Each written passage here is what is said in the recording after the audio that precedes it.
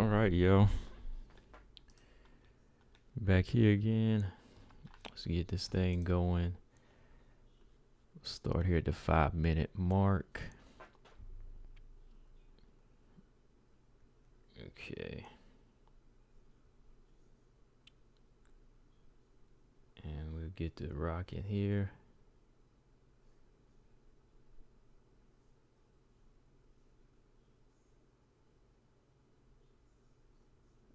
Okay. All right, y'all. Crazy weekend, man. Good weekend of fights, though, man.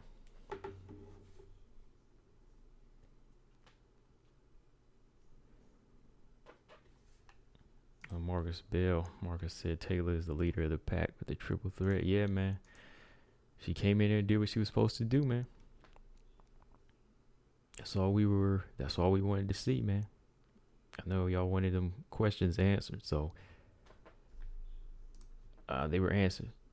You know what I mean? They were answered against a top 10 opponent. So yeah, I want to talk about that, man. But let's see.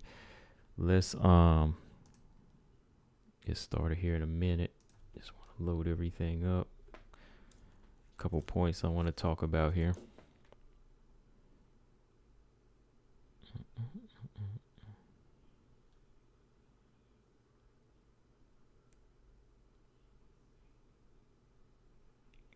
Yeah. Okay. 1 second. I heard Lauren Murphy was talking about some I think she was actually addressing some people talking about her corner or something like that. I didn't get a chance to really go into that part though. I didn't hear about it. So let's see. Hold on. Where is it? Oh yeah, here it is. Yeah, that's the article. Yeah, I want to talk about that when we get to Lauren Murphy, man. Dang, that's it. I mean, what she said too was just like, wow, man, like really, you couldn't do anything? Wow. Hold on. Yeah, that's crazy, man.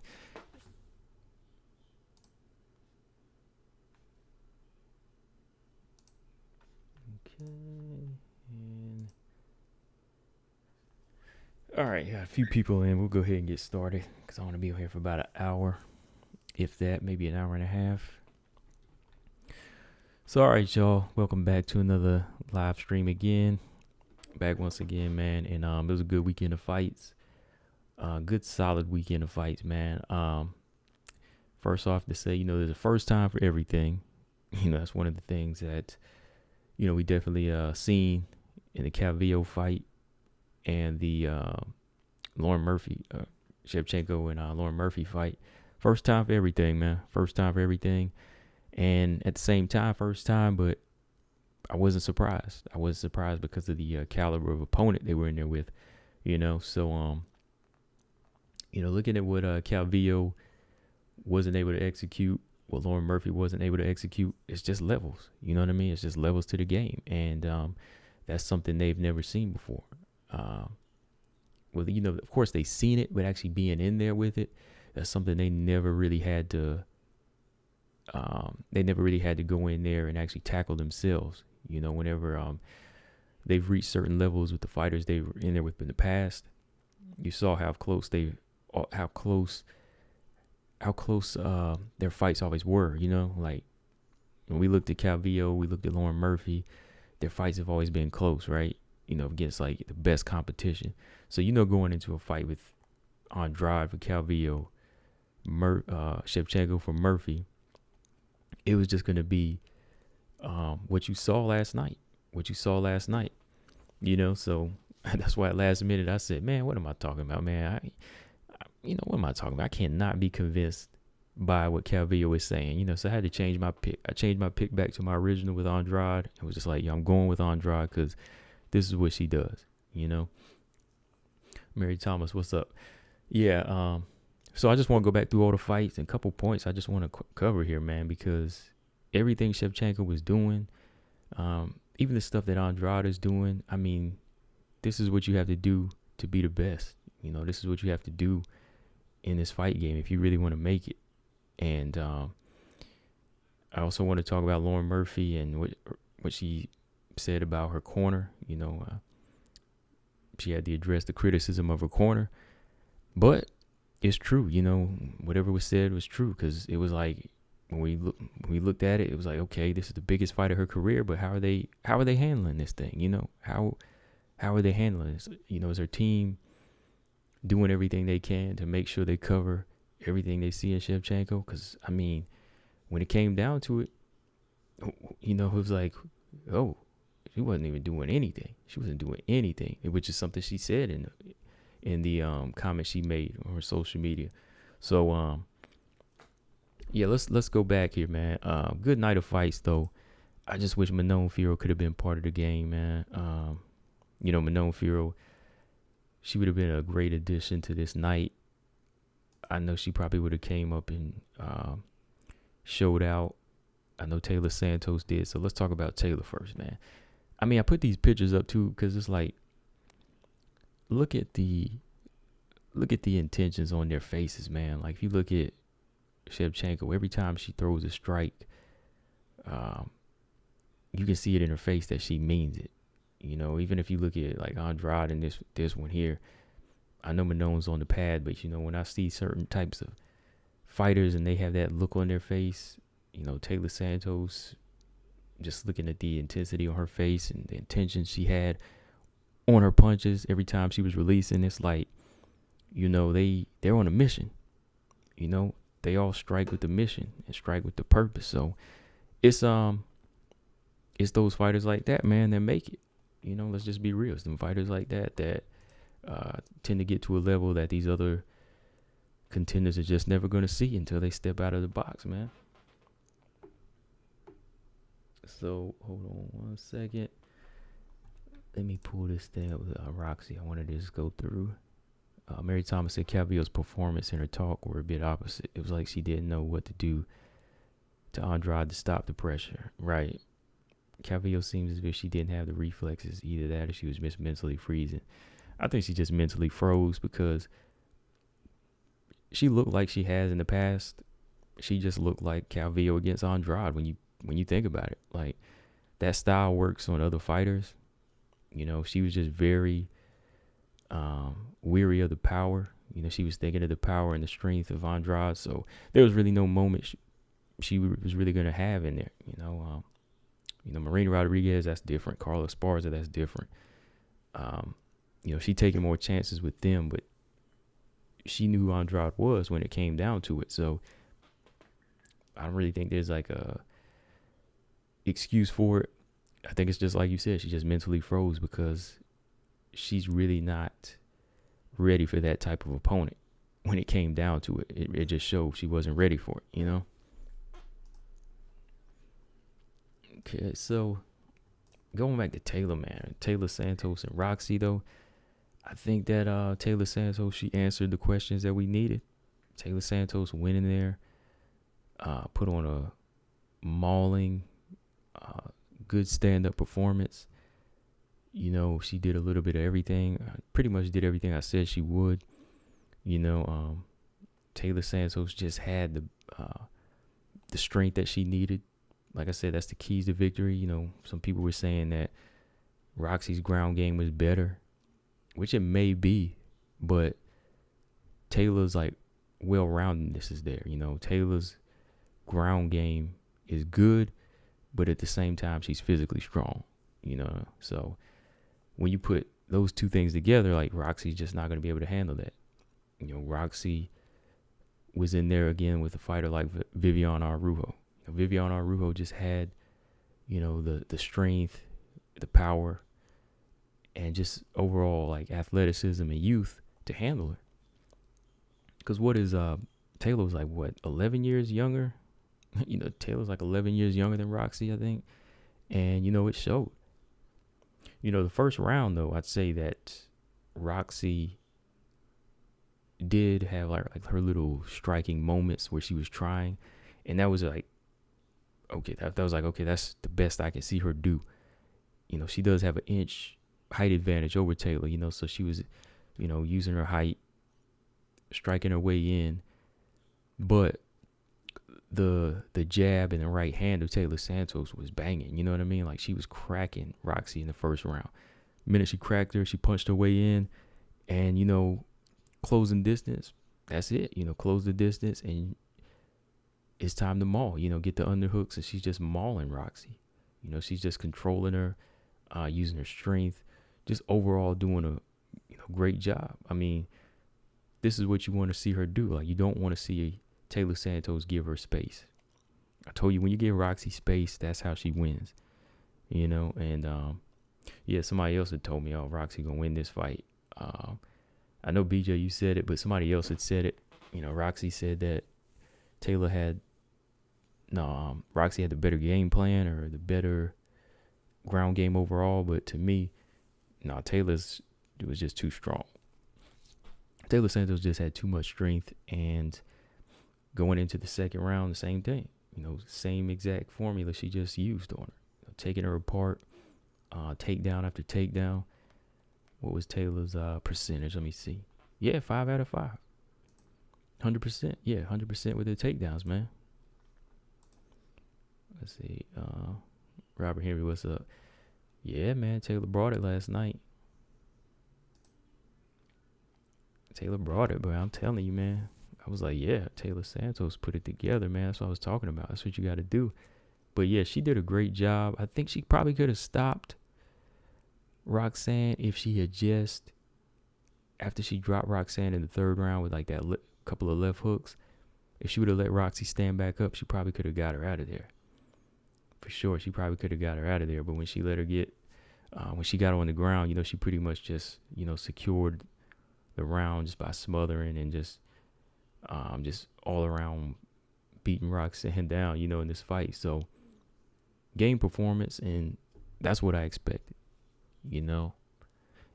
And if everything was like I was thinking that Roxanne was going to come with, and like Taylor Santos had, I knew that's how she was going to look. I know it can always go left if somebody has an off night, but I knew that's how it was going to look. So, with Taylor Santos breaking into the top 10, and I'm going to be honest, man. After seeing what Valentina looked like last night as well, I'm honestly not in a rush to try to put Taylor in there with Valentina yet. I think Taylor Santos should maybe fight another fight or two before her title shot opportunity. And I don't think she will be next anyway. I think maybe the winner of Calderwood, Grasso. Well, granted, if JoJo wins, I think JoJo will get the title shot. I think she will, but I don't know, man.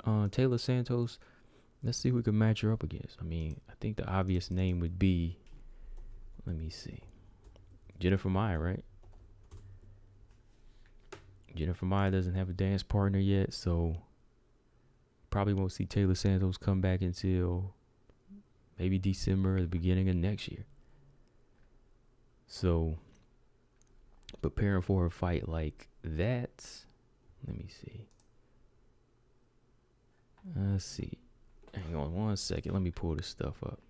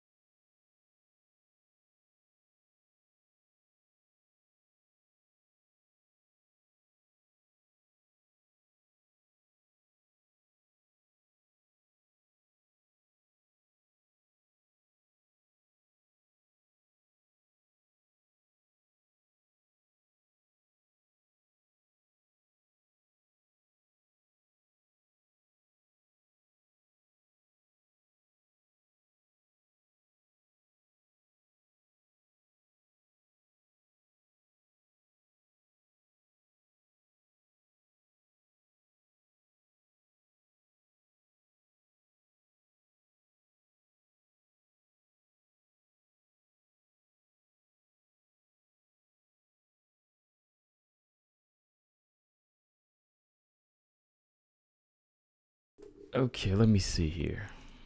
Just had to reset this thing.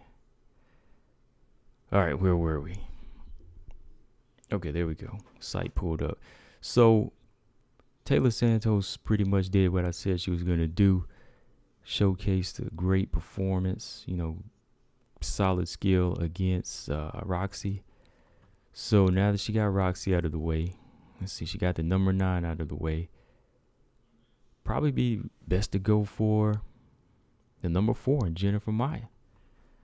That's the best opponent for her to test her skills against. Jennifer Maia is next. Because I think that would be a good fight. I think Jennifer Maia has very good striking and, good ground game. But I think Taylor Santos, she has very well-roundedness to her, inside game, outside game.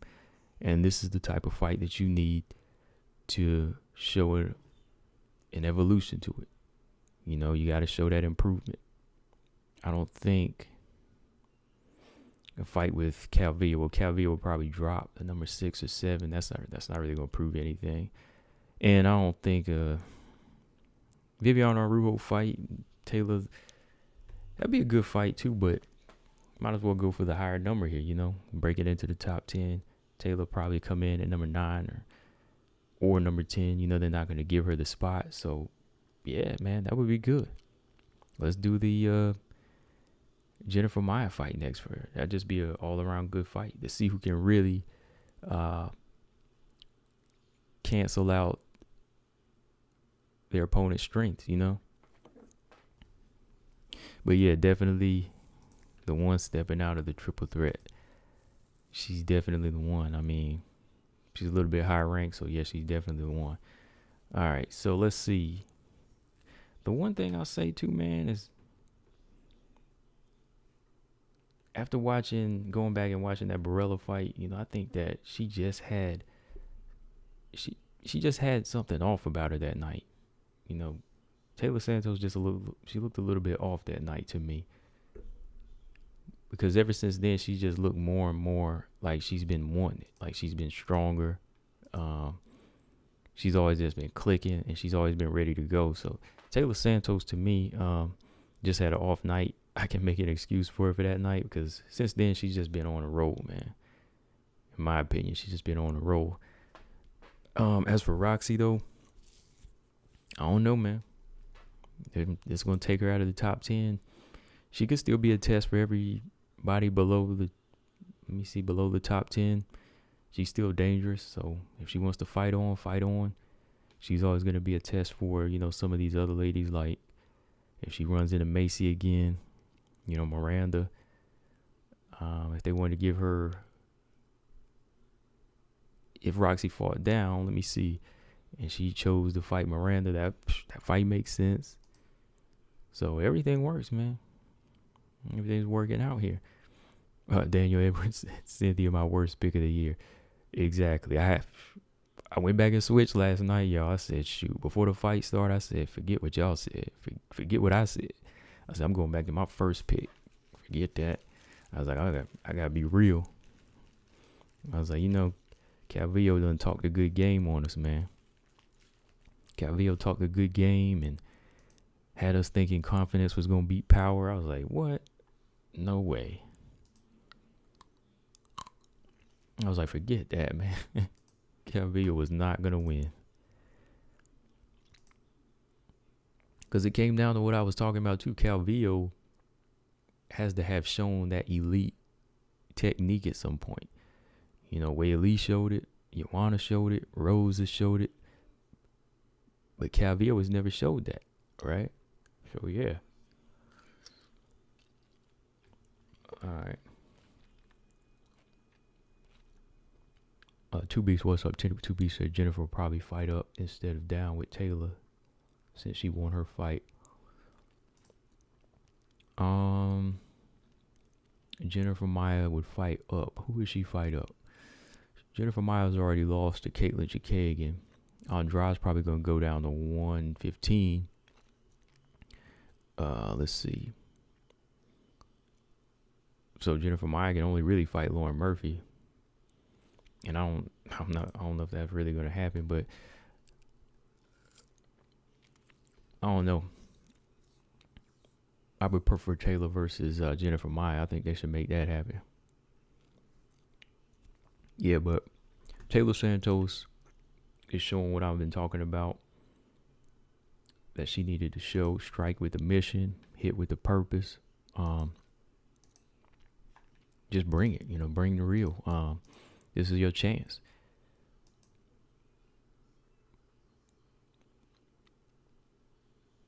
So I might come back and talk about Taylor again though here. She is part of the triple threat. But let's go back to let's go to let's go ahead and talk Calvillo here. So yeah, Calvillo, I couldn't pick her, man. I mean, I kept saying it, but then I said, nah, let me go back to my original pick here. Because it just don't make any sense, man. Because Calvillo has never showed me anything except just the confidence in the call out. But as far as skill and technique, there's never been a great moment for Calvillo where she just made me say she has an equalizer against a big, strong, dangerous Andrade, right? She's never shown a great jab. She's never shown like great takedown defense. She's never really knocked anybody out or finished anybody on this level. She's never shown like great footwork. It's always been like half and half with Calvillo. Let's be real. So early on when I saw, the call out, I was like, okay, I like this. I support this. Like, I wanted her to win because I wanted a new challenge for Valentina, but I was getting that part mixed up with what's going to really happen. You know what I mean? So I let logic take over, and, Andrade did what she was supposed to do. First time for everything, y'all. I mean, first time Calvillo's been stopped. First time Lauren Murphy's been stopped. That's crazy, right? In the same night. They both got stopped in the same night. The first time in their careers. And it ain't really shocking because, like I said, it's the opponents they were in there with. Daniel said Cynthia versus Murphy next. That might happen. That makes sense because that was a fight that was supposed to happen last year, maybe. Yeah, I think it wasn't too shocking to me because, yeah, I knew who they were in there with. It was just a matter of time before they got in there with the right person that could stop them. You know what I mean? Like, nobody else was able to stop them because, style matchups. But when it comes down to Valentina in the Lauren Murphy fight, she's just well-rounded enough, and Lauren has no defense. So if you add that up, that's your result. Disaster. Jessica Andrade versus Calvillo, power. Just power and strength. Calvillo's never faced that before. So again, equals disaster. That's the only time MMA math really works, right? That's the only time MMA math ever works. Yeah. Right, Robert. I just said that. First time for everything. Yeah, exactly. First thing I said. First time for everything. But the big question is in this fight, where was Calvillo's ground game, man? Like, where was the ground game? You know what I mean? Where was the ground game in this fight? Calvillo was supposed to go in there and switch levels early, man. She was supposed to go in there, go straight in. I mean, that's the best way to nullify power, right? You got to go in there and you have to be able to not fight mid-range, but fight on the inside. Because if your ground game is as good as you say, you should be able to take her down, get her in a position where she can't use her power, and nullify her. But she wasn't able to do that, man, because I think when she got in there and seen Andrade, everything she's seen Andrade do to other people kind of ran through her mind. Let's be real, that happens to fighters. It happened to Megan Anderson. When she went in there with Nunes, she froze up, right? And if you've never if you've never really touched that level, or you're not really ready for that level, that happens. So Calvillo kind of had her Megan Anderson moment there where she was like on the back foot. She was trying to land some good counter punches from the outside, but she couldn't hurt her. You couldn't get the respect of Andrade because Andrade was just, barreling forward. Let's be real. Andrade didn't really do anything spectacular in this fight. She just came forward a little reckless herself, hands down, throwing right hands because she knew that Calvillo was not in a position to counter. Calvillo was in no position to counter her or try to land anything big or even try to take her down. Andrade was in no danger at all. She was never hurt by any of her shots. She was rocking Calvillo with every single right hand she was throwing. She started throwing in the left hook for good measure, piecing her up. And that was pretty much, I think how it was going to go if the referee let it continue into the next round. Because when she got hit with that big right hand, I was like, uh-oh, this is it. Should we let her go? I was like, should we let this thing go? 10 seconds left. The ref said, nah. Got down to 5, 6. She ate like eight right hands. Not all of them like clean, but I think Herb Dean was like, I seen enough. She's not doing anything. So he could have let it play out, but I don't think Calvillo really, she didn't really feel like, I don't really like it should have gone on. I think she was glad it was stopped. I think that she preferred he stopped it at that point. Daniel said Cynthia's heart was in the right place. So, stamina so slim are the division's pickings that even Valentina was quietly entertaining the idea of fighting Calvillo if she won her fight. Yeah, that was like the logical, probably be the most logical fight if Calvillo won. The streak is now, to be said, the streak is now 4 for Valentina. Every one of Valentina's opponents in the UFC who haven't been stopped prior to fighting her, she stopped them. Yeah.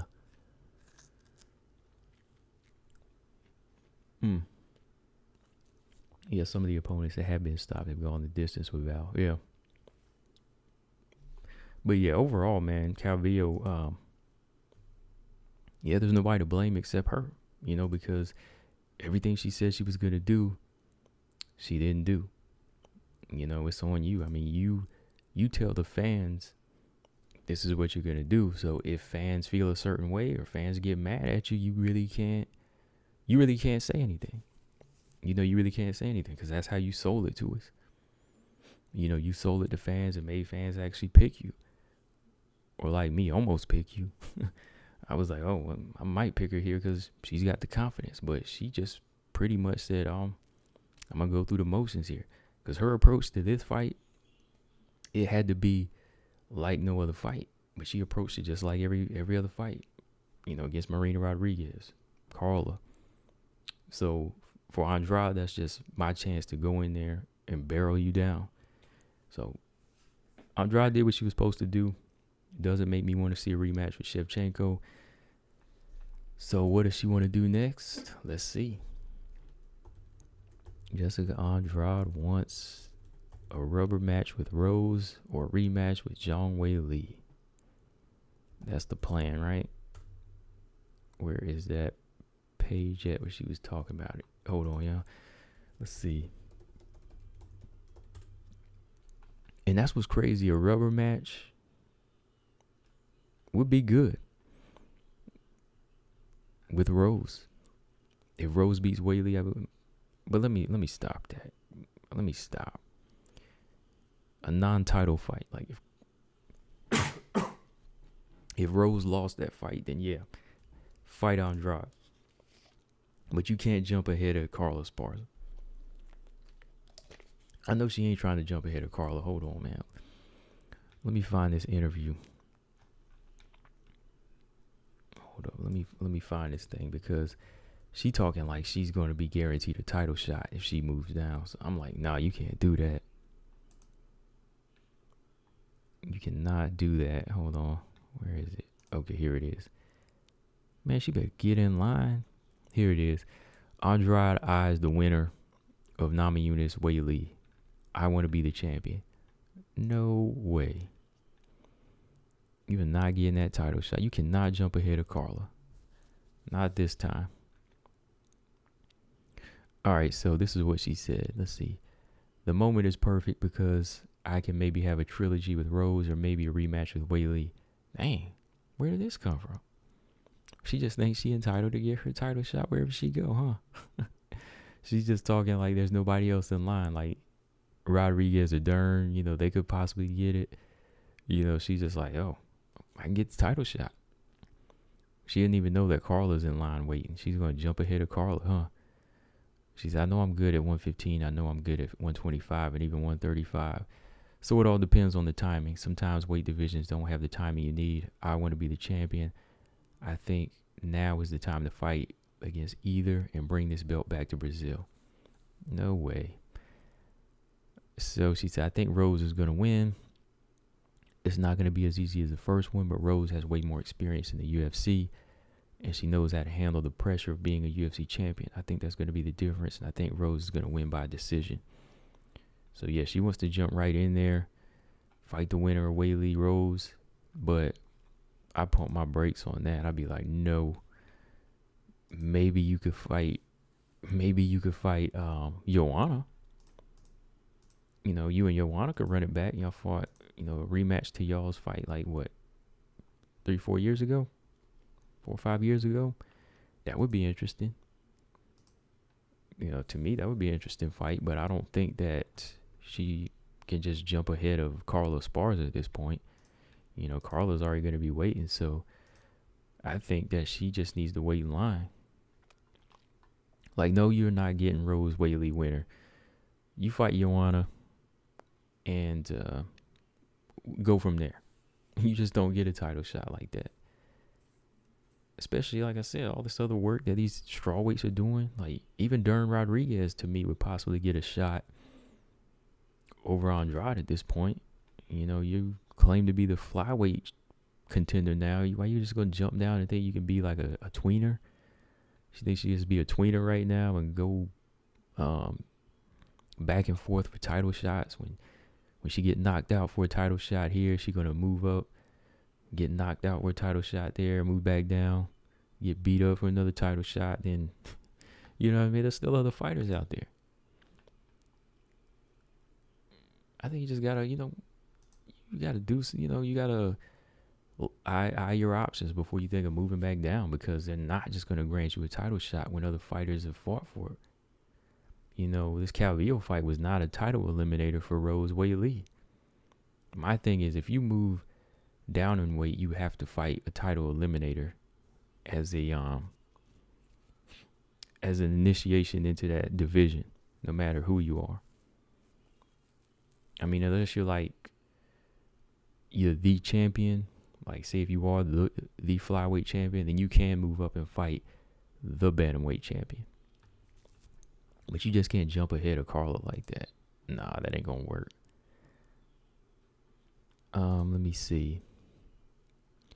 So, yeah, I just wanted to talk about that part because I was like, okay, yeah, you look good against Calvillo, and Andrade is always going to look good against these type of fighters. Andrade is always going to be on this level. I mean, she's not Valentina, but she's in that, she's not even like in the middle here. She's like below Valentina and above all the rest. So that's still a tough road to, that's still a tough wall to break down for all these other flyweights. So if Taylor runs in Andrade, that's not going to be an easy fight. I mean, just because you beat Andrade doesn't mean you'll beat Valentina. You know what I mean? That's just another level that you have to cross over into. Fighting Valentina is just like putting together everything you learned over the years. You know what I mean? Like, beating Andrade is like being committed to the right technique, because there's a blueprint to beat Andrade, right? So if you have one or two good things that can expose Andrade, you should be good. You should be good for the rest of the night. But when it comes to Valentina, it's like taking everything you learn and multiplying it by 50. You know what I mean? Multiplying it by 50 to get everything you need to beat her. So, yeah, Andrade, she is, one of the best WMMA fighters out there. She's definitely one of the best, but there's other people ahead of her. So title shot at strawweight, no. I mean, I would like to see her and Rose run it back a third time just because their styles make such a good fight. Their styles make good fights, man. Weili and Andrade would make a good fight, in a rematch. Rose, fighting Rose again, that's a good fight, but so is Joanna. Fight Joanna again, that would be a good fight. I still would pick Joanna in that fight, but it would be entertaining. It would be a good textbook performance by Joanna again, but you can't jump ahead of Carla, and you can't make Carla fight Andrade to get a title shot. That's wrong. That would be messed up, man. So, yeah, man, Andrade's just kind of in that tweener place right now where, she's had her title shot. Nobody wants to see in a rematch with Valentina yet or ever. And then, she has to wait in line at strawweight, So I don't want to see that fight. I mean, what about y'all? Yes or no? I mean, I really don't want to see that. Let's see. So, Lauren Murphy. Oh, man. Valentina Shevchenko versus Lauren Murphy. Okay. Let me pull this thing up here. Corn Pop. I feel like Joanna won the Weili fight. Yeah, it's a close fight, man. I mean, as many times as you watch it, for some people it changes, some people it don't. I had it to draw once. I had Weili winning twice or 3 times, and I had Joanna winning once. So I think it's just one of them things you look at, in different ways, and you'll see different things every time. But I think everybody won in that fight because that was one of the best fights of 2020. One of the best WMMA fights, period. So, it was a win for everybody. Everybody won something that night. All right, hold on here. Let's see. Stamina said Andrade has gotten too used to. Yeah, she did. Yeah. That preferential treatment, man. I'm just saying, like, though she is a little bit, though she is bringing more entertainment and she's racking up more wins than even like Holly Holm, she is getting to that point where they thinking she can get a title shot anytime she wants now. You know what I mean? Like, I could definitely see her going on streaks to get it, but right now you have to kind of play the back. You got to play the back seat. Got to sit back. Got to play the background for a while.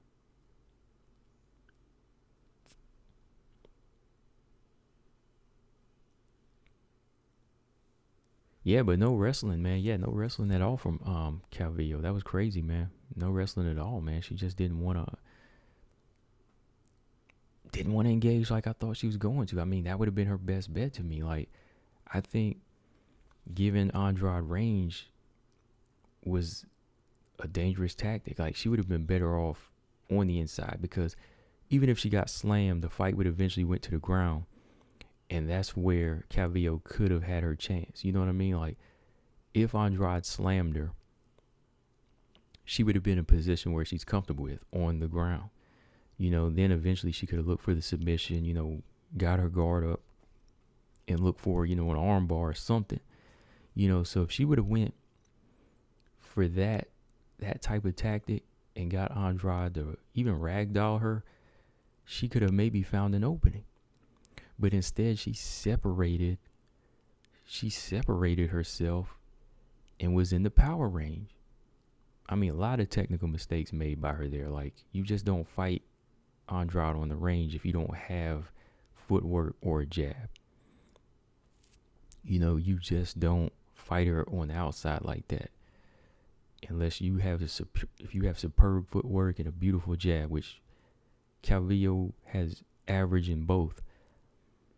So if she would have went on the inside, wrist getting slammed, getting put on her back, she could have found some way to got wrist control of Andrade, maybe eventually fought off her back, and maybe eventually get the top position.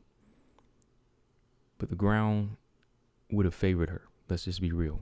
You said your grappling is the best in the flyweight division, so why not show us something? If it's not, okay, we seen it, okay, fine. But we didn't even see it. We didn't even see it.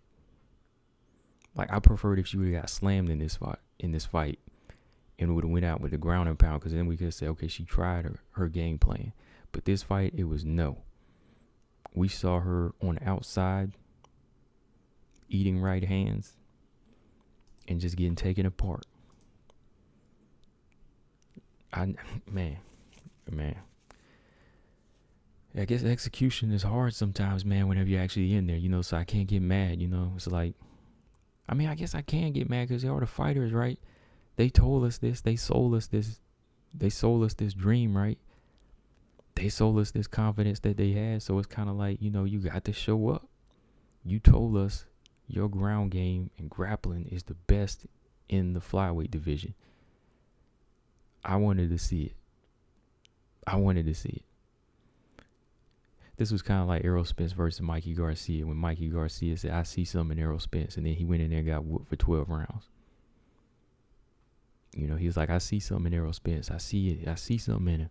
Then he got whooped for 12 rounds. Didn't win a single round. I was waiting all night to see what he had, but he ain't have nothing. 12 rounds, beat down. And here's where Calvillo was supposed to go in there. See, even Miranda Maverick, she approached Macy Barber the right way. When you collide with a puncher, you gotta slam into him and you gotta smother him. You don't run from him. You don't run from them, because if you run from them, you're on the end of their power shots. You don't do that. Mr. Lee, what's up? He said everybody wins at CB99 Live. Yeah. Everybody wins, yeah. For sure. Let me see. Mary said Stamina Lauren was falling in and out of love with Val's check. Oh my God, she was. Oh man. We're going to talk about that thing though. We got to talk about that check hook. It was beautiful. That southpaw right hook was beautiful. Good Lord, that thing was just like tagging. I just had to jump back to Calvillo because I was making some points. But yeah, look, we're going to talk about that check left hook. That was beautiful. Hold on. Yeah, Lauren and Cynthia could fight. Get with Candy. What's up? She said even Valentina thought Lauren would do more. Yes. We all did. Jennifer Maya did more. Caitlin Chikagan wanted to do more. Like, you could see the intentions in some of these fighters wanting to do more besides Lauren Murphy and Liz Carmouche. But nah, man, she didn't do nothing, man. I think her beating was worse than some of these other ones, man. Definitely worse than Liz Carmouche didn't get beat as worse, so. Yeah, Mr. Lee says Lauren Murphy stepped on her foot. Yeah, that's the only way you're going to get her down. Yeah. So Calvillo, wrong approach. Like I said, Miranda and Macy, you got to collide in the center. And you got to smother. You got to clinch. If you get taken down, oh well. Use your grappling. That's what we wanted to see. Okay, so Lauren Murphy, Valentina Shevchenko. Oh my God. Okay. All right. So Was I shocked? No. I wasn't shocked at the outcome. I was more so shocked at Lauren Murphy just being totally neutralized. I mean, Lauren Murphy was basically, she was tied up in this fight. Lauren Murphy was basically fighting with her hands at her side, tied, handcuffed, whatever you want to call it, and, you know, taking a beating. And I was shocked at that approach. Like, if Valentina would have knocked her out trying, I would have understood that. You know, if Lauren Murphy would have walked into like a baseball bat kick to the head, I would have taken that. But this was just complete dominance. Lauren Murphy's hands at her side and just getting teed off on. Didn't understand how to get on the inside. Just continue to get battered with left hands and kicks to the lead leg. Just got ripped apart with the same combination. You know, left hand, right kick to the lead leg. Left hand, right kick to the lead leg. And then she started incorporating that right hook. Because she was like, okay, Lauren's head is right here and Lauren is stepping in. I'm going to start adding this right hook in. So every time Lauren would throw that lazy jab, boom, right over the left hand. She was cracking her with beautiful shots. I think to the point where the cheekbone really looked like it was starting to swell, and the left side of Lauren Murphy's body was just almost like useless. You know, if you look at the lead leg, it was bruised, it was beaten, chewed up. The left eye was swollen. She just totally like focused on like destroying the left side of her body, which was just like, wow, man, like Valentina's really going in there putting on like you know, just this dominant performance in the only manner that she can. Like, instead of just an all-around beating, she chose to just like focus on the left side of her body and like tear her down in that fashion. And the right hands, like I said, man, it was just like, you seen her throw these right hands, but in this fight here, she was just to a point where she was kind of putting the pressure on Valentina and looking for the stoppage. You know, I think she was looking for it early on. She just started throwing those two-punch, you know, the left hand and the low kick. But then she started adding in the right hand because she was ready to get her out of there. And Lauren Murphy, first round, Lauren Murphy went in for the clinch, remember? And she tried to move Valentina and she couldn't, so she ran up out of there. I don't know if y'all caught that. Like, you know, she didn't literally like run, but if you can notice her body language, she like went for the underhooks for Valentina. She tried to grab her. And when Valentina didn't budge, she stepped back on the outside like, well, I tried that. I don't know what to do. You know? It was like, I don't know what to do at that point. So when the inside didn't work in the first round, I think she pretty much kind of gave up and just stayed on the outside and said, I'm going to play this waiting game and see what I can find. And then boom, boom, just getting boom, hit, boom, every time you just getting touched. Till eventually left side of her face was in such pain that when she got hit with that next right hand, that next round, she was done. I mean, when she ate that right hand clean, like you never seen Lauren Murphy really hurt that bad before, and she was on the run, and Valentina was on the move. Moved in, I know she caught her with a head kick, followed by that barrage, and just beat her down, man. I mean, Lauren Murphy was, I think we all knew she was outgunned, but we didn't think she was out-hearted. You know, when it came down to the heart, we thought the heart would have kept her in a position to stay in there and maybe even get a clinch or two and maybe get in at least one shot. I think they said Lauren landed like 10 strikes, head strikes. I was like, did she even land that? I was like, I didn't see her land anything.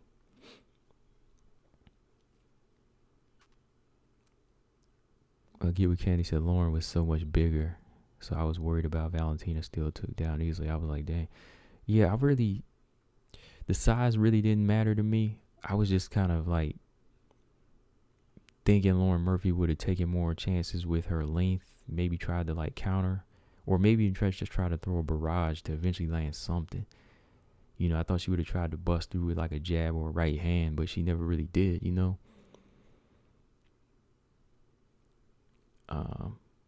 Give a can. Mary Todd said apparently size don't mean much. No. Yeah, like the size really didn't come into play with me. It was all about how she was going to use it, like maybe just try to blanket Valentina a couple of rounds and see where she can go from there. But any opponent, no matter how big you are, if this is your game plan to just stay on the outside and try to strike with a beautiful striker, you're just going to get picked apart. And, Lauren Murphy just really had no, I'm not even going to say strategy or game plan, because you don't really need a game plan. You just have to adjust on the fly if you really are a complete fighter. And she just had no weapons. So it literally was her fighting with her hands tied behind her back, just getting dominated.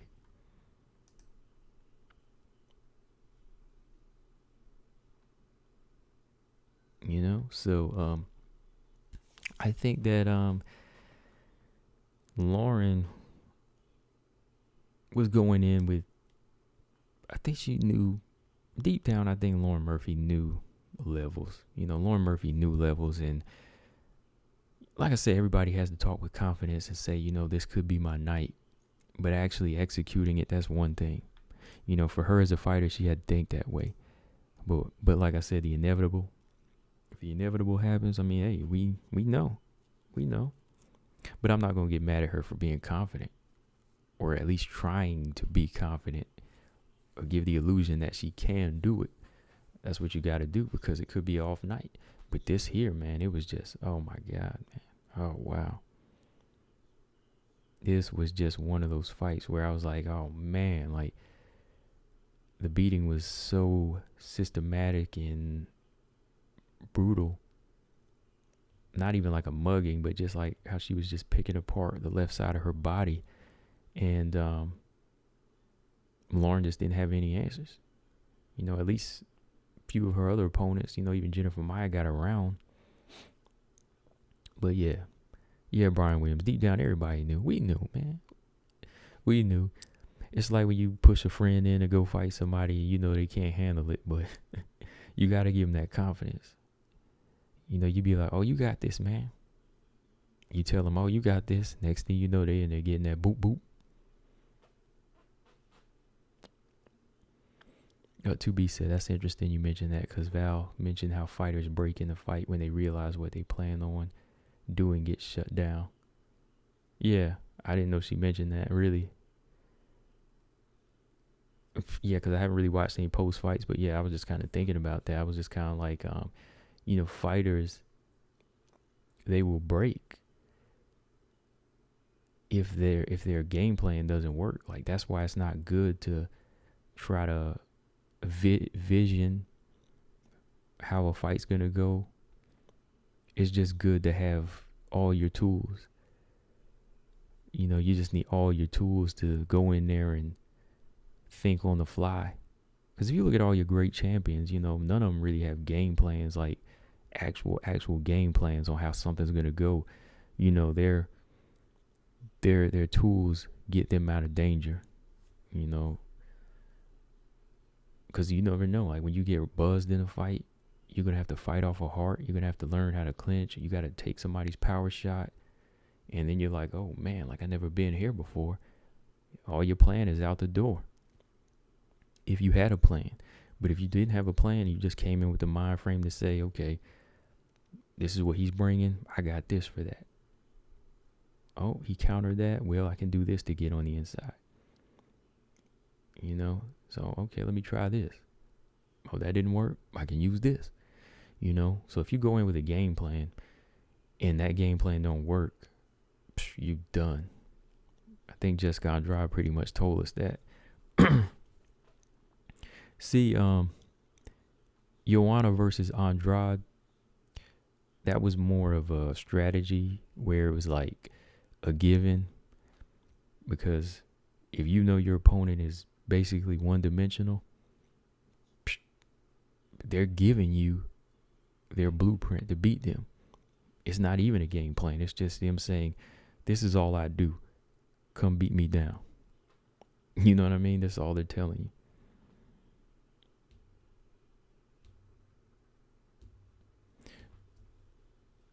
you. Brian Williams said, yeah, deep down. We knew.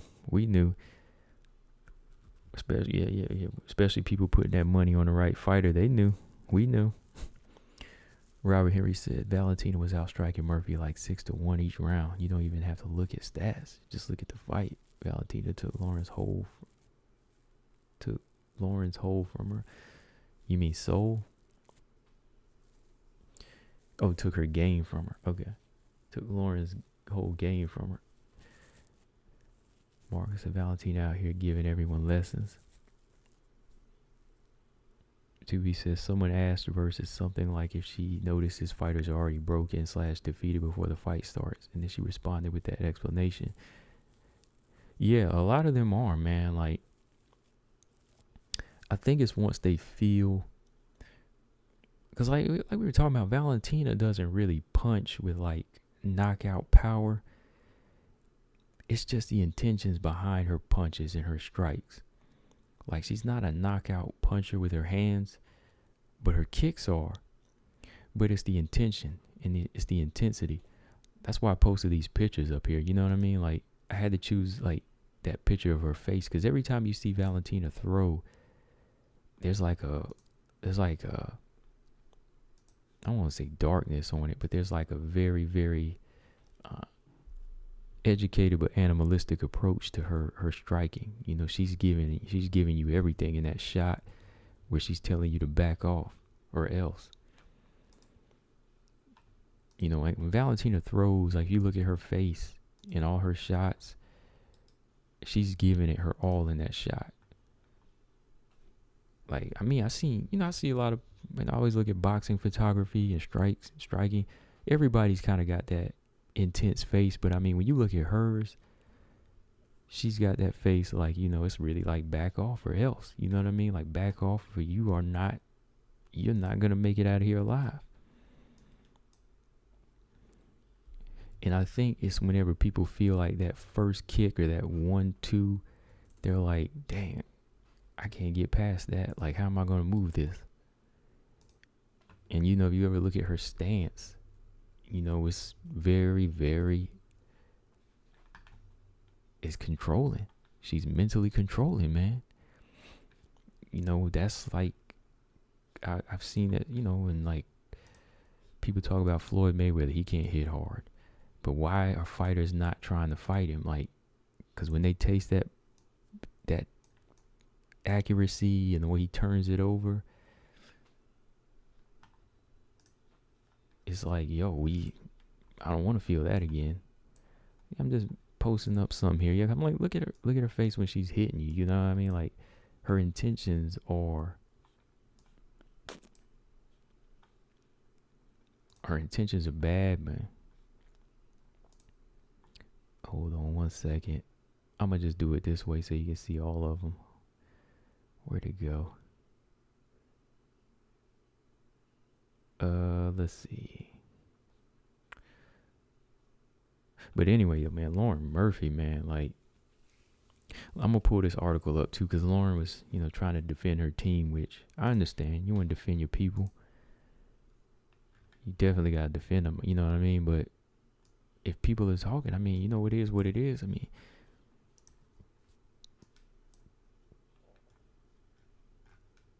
let's see what we got here.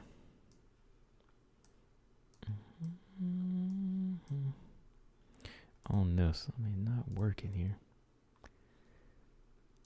Anyways, while I'm doing this, what did y'all think of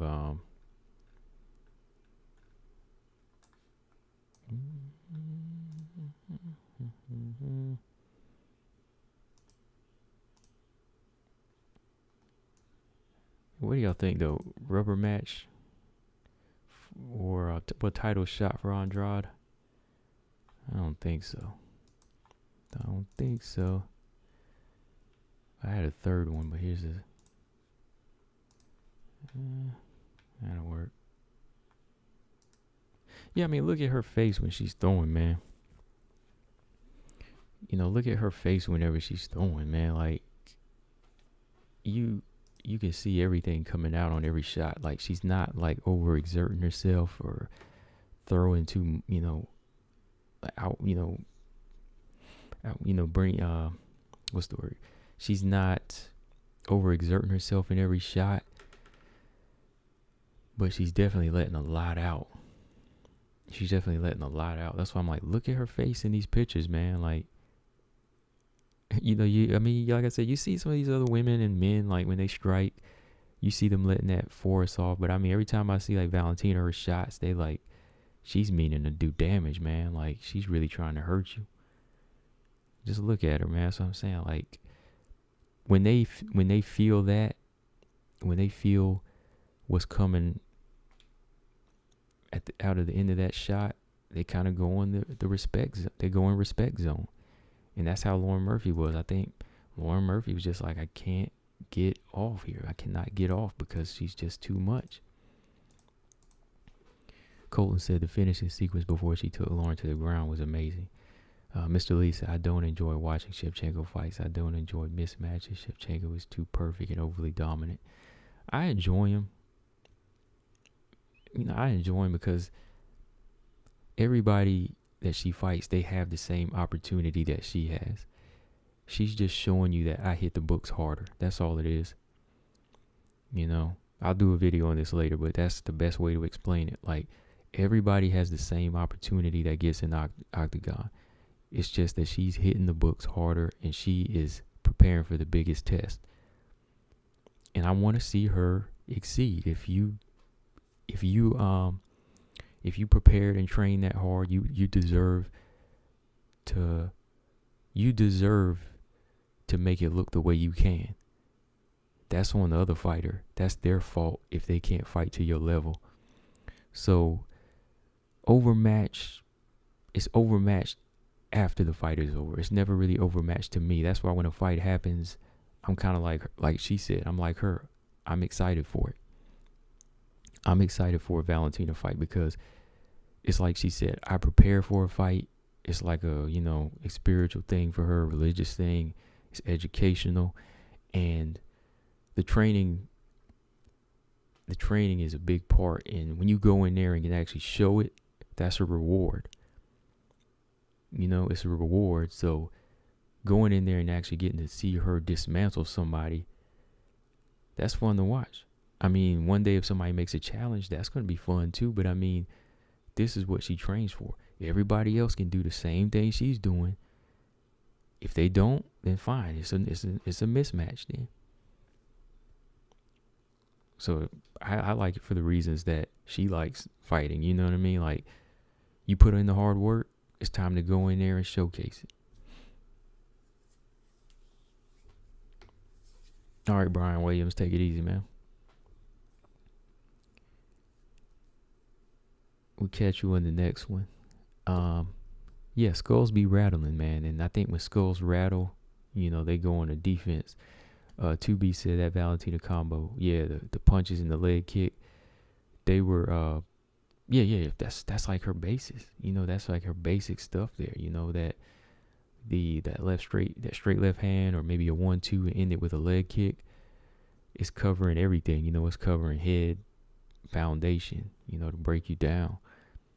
And yeah, I like it. I enjoy it. I enjoy watching her fight. Like, again, I can't get mad at her or downplay her performances because everybody else doesn't want to prepare. I got 15 people in here. Make sure y'all hit the like button too, man. Got 15, 18 people. It keeps changing from 15, 18 to 20. So make sure y'all hit the like button. When y'all hit the like button, I keep on doing these. There it goes again. See 20 people, 13 people. I guess, it kind of jumps. But yeah, hit the like button. Yeah, just do that, please. So, yeah, I enjoy it. Mr. Lee, I mean, maybe you just need to get in the court. Maybe you just have to watch her over and over. maybe watch some of her Muay Thai fights and watch her train, and you'll kind of appreciate it a little bit more, you know. But yeah, that's why I watch her. I can't help it if the next person's not prepared. I mean, that's what's going to happen the next time, right? If JoJo ain't prepared, I mean, that's what's going to happen. But, you know, she prepared for it. And if JoJo didn't, then you reap those rewards. That's how it's supposed to go in this fight game. That's why they say the training part is the hardest part. The training is supposed to be the hardest part. The easiest part is supposed to be the fighting. If you really prepare the way you were supposed to, you know, your actual fight is supposed to be the easiest night, because training was 12 weeks, you know, weight cuts, eating right, cardio, strength and conditioning, sparring, you know, all of that. 12 weeks of hard work. But when you actually fight, you're only fighting for 25 minutes, if that. You know, for 25 minutes, that's supposed to be your easiest night. And for her, it is, because the hardest work is done in the gym. The hardest work is done in the gym for her. That's why when she fights, that 25 minutes, if that, is the easiest part of the game for her. And that's why it looks so overmatched to y'all. But that's the reward. Making it look easy is the reward. If you work hard. If you work hard, making it look easy is the reward. All right, Savage, there's another quote. There's another quote for you, Savage. There's another quote, Savage. I got one. If you do all the hard work, if you do the hard work in the gym, making it look easy is the reward. Stamina said the way Shevchenko drips, feeds her techniques, and just adds more things according to what the fight requires is an absolute marvel to watch. Front kick up, spinning back, yes, Superman punch, yeah. Oh yeah, man. Robert said, looks like pain to me. Everybody says Valentina doesn't hit harder. The same folk who would hate to be punched. Yeah, everybody in there that says, oh, she ain't got power. But then whenever she starts hitting you, don't want to be hit by her. Like you won't, after you take one, you'll stay on the outside all night. You know, you're going to stay on the outside all night. So, I mean, if I had a fighter, that's what I'd want. I want a fighter with that type of power. Doesn't got to be knockout power. You know, doesn't got to be Andrade power. It's just got to be that type of power, man. So, yeah, that's my thing, man.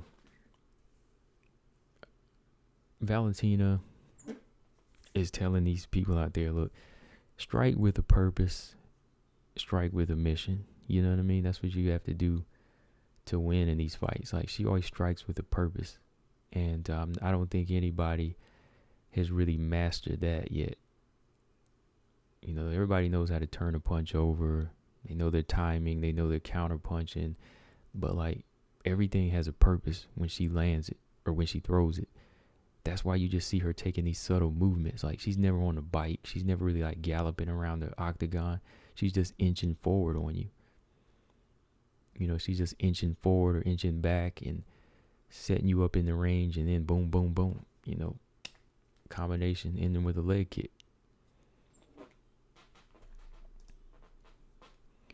MMA Art, what's up? He says, still want to see Valentina against Suarez. I think Suarez can do Valentina worse than Pena, because Tatiana's more skilled than Pena as a wrestler.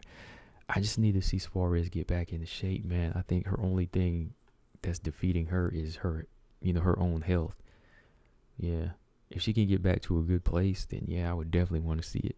But after seeing her get dismantled, like Lauren Murphy get dismantled, not right now. Not right now. To be said, the Grasso fight, Manon fight, and Taylor's next fight will really tell us something. Yeah. Yeah. Lauren Murphy just got taken apart. Yeah, Manon, yeah, her fight is going to tell us something. If she can at least get into the top 15, you know what I mean? Decimated said, I saw on Twitter years ago that a hilarious quote about MMA. It said, cry in training, laugh in battle. Exactly. Pretty much the same thing, yeah. That's what it's all about. You know, training is supposed to be the hardest part. Fight night is supposed to be the easy part.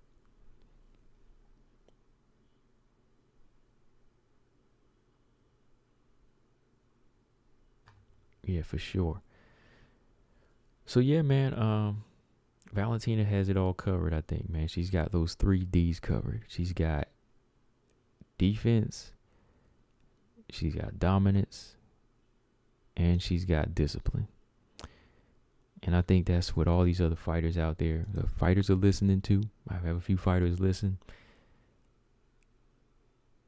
Or even fans that want to understand why some of these fighters are champions. You know, you got to have those 3 Ds covered, man. Cover those 3 Ds, and I won't say you should be okay, but you know, that should get you what you need.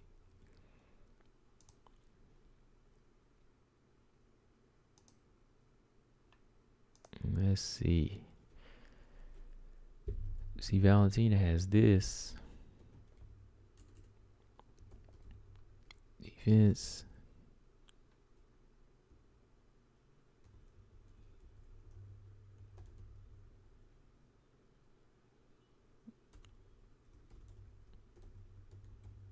I can spell. There we go. Yeah, Valentina has that. That's why Valentina's always winning, okay? Like, she's got that. She got them 3 Ds down, man. Valentina's got those 3 Ds down. And, you know, your other champions have it too. You know what I mean? Like, your longtime champions, like Silva, John Jones. Well, John Jones has been losing that discipline, though. That's why you see him falling off. Like, when you lose one of them Ds, man, that's when you start to fall off. Like, when you lose that defense, that's when you start getting your chin checked and you start getting hit. You know, if you lose discipline, that's when your performance don't start to come together. You know, when you lose dominance, I mean, that's when people start walking you down and, you know, doing whatever they want. But if you have them 3 Ds, man, I was like, even, you know, I just go back and look at Floyd Mayweather, everything I talked about him in the past and how he was as a fighter, it was like always them 3 things. Like Bernard Hopkins, these boxing champions I used to watch, you know, coming up, they had these 3 things that I always, you know, appreciated about them and understood why they got to where they were. You know, they dominate. And they don't worry about their opponent. You know what I mean? They don't worry about the fans. They fight the way they want. You know, somebody might call them boring. You know, like some of y'all might think they're boring. Or some of y'all think they just too powerful. They're overmatched. That comes from discipline in the gym. That's why I said everybody got that opportunity when you get into the octagon. You know, Lauren Murphy had that chance. You know what I mean? Like, you had that chance to even the odds. Y'all all have that chance to even the odds. So I ain't gonna feel sorry for nobody when they come out getting beat up. I mean, I'll say, hey, good scrap. You know, you got heart for even taking the fight, but I'm not gonna feel sorry for him. I don't feel sorry for him if you're not mastering those things that you need. You know, especially, you know, Lauren Murphy. You know Valentina gonna be the toughest test in your career. And you know it eventually it gets there. So every single fight every fight you take should have always been like, this is what we need to do. This is what we need to do. No close fights. No close fights. Everything got to be dominant. You know, when you fought JoJo, Andrea Lee, all of them fights had to be dominant. They all have to be dominant, you know? That's why Valentina, every title defense she has is dominant. You know? That's what it's about.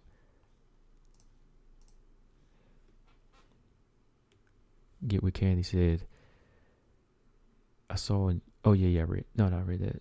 Get what Candy said. Tatiana got to make sure she's well before she gets in there with Valentina and need more wrestling. But I love to see it. Yeah, I like to see it in a year or two. Mr. Lisa, of course, I'm happy for everyone who enjoys watching Shevchenko fight. It's just me. It's just a matter of taste. Yeah, for sure. I mean, hey, your taste for sure. I can't tell you. Yeah, for sure. I mean, um, yeah, everybody that watch fights don't want to just see. I know what you mean, like a person,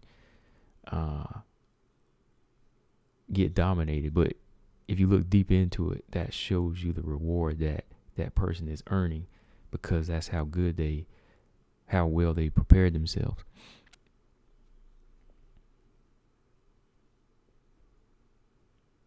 Yeah, Rob, I'm telling you, man, you're hard in practice, you make it look easy as your reward, And IQ. Yeah, IQ is a big part, Robert. Yeah, man, IQ is a big part. I'm glad you brought that up because, yeah, I want to talk about like her IQ. Valentina's IQ is a big part of her game. You know what I mean? Like, it's not just all fight. It's like expanding the mind. Like, Valentina speaking 7 different languages now? Like, it's 7, right? Did she speak 7 or 8? Either way, she speaks like 7. That shows you like the expansion of her brain, man. Like, not only is she wanting to grow in the fight world, but it's just her mind, period. Her mind, period, is in a place where it's just like, I got to grow. And if you liken it to her approach into martial arts, it's like, no, man, like, I gotta grow. No, I can't just do this all the time when I fight. I gotta try this. I gotta perfect the check right hook. I gotta work on the leg kicks, the combinations. My grappling's not on point. This gotta be better. The IQ is always there. And that's a part where you don't really see in other fighters. I mean, I do see IQ in Miranda Maverick.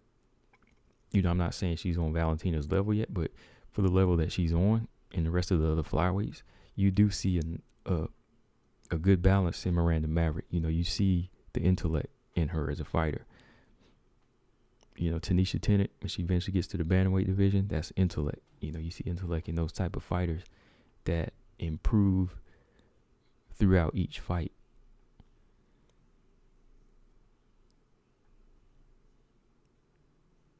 Robert Henry said, reminds me of Alexander last night against Ortega. There's layers of levels you have to master, and those levels will protect you and help you, even when it looks like you're in danger. Yeah, exactly, man. There's like Volkanovski, his escape from that guillotine and then that triangle. It was like there was a layer of like skill to what he did. You know what I mean? Like, he never lost his cool, and he knew just like if I shift this person in the right way, if I shift Ortega in the right way, eventually I'm gonna get out. So it was a matter of coolness, but it was the same thing of like his level of his level of skill saved him. He didn't panic because he knew that I have the skill to break out of this move. He's not gonna choke me out. That was a good fight, though. Volkanovski, that was a good fight. MMA Art said, I really think the only female fighter that has the highest chance to beat Valentina. Oh, no. Rose? No. I think her movements and speed and power will pose a lot of threats. No. I'm sorry. I don't see that, man. I know. Here come the, I'm going to get some haters. I'm going to get some people saying I'm hating on Rose. But well, and I'm not targeting you, MMA Art, but I'm going to just tell you, like, Rose does not have anything for Shevchenko. And boom, Stamina said it right there, too. Stamina said the same thing. Stamina said she ain't got a D thing for Shevchenko. Thank you. That's the first thing that crossed my mind. Stamina is like, she ain't got anything for her. And that's no disrespect. I mean, me and Stamina must be thinking alike right now because he said the same thing. I said no disrespect, but he said respect. Me and Stamina were thinking the same thing because I didn't even know he said that. But that's the first thing that came out of my mouth was like, Rose has nothing for Valentina, believe me. She's a good fighter, and she's definitely a Hall of Famer. and she's got a good style, but Valentina's just like, and I'm not one to hype somebody up because she's doing it. She's got everything. She doesn't have anything for her. Like, Rose cannot penetrate the defense. Rose cannot fight her on the inside. Rose cannot control her with counter punching. I think Valentina has everything covered. I think Valentina has everything covered against Rose and more, and then some.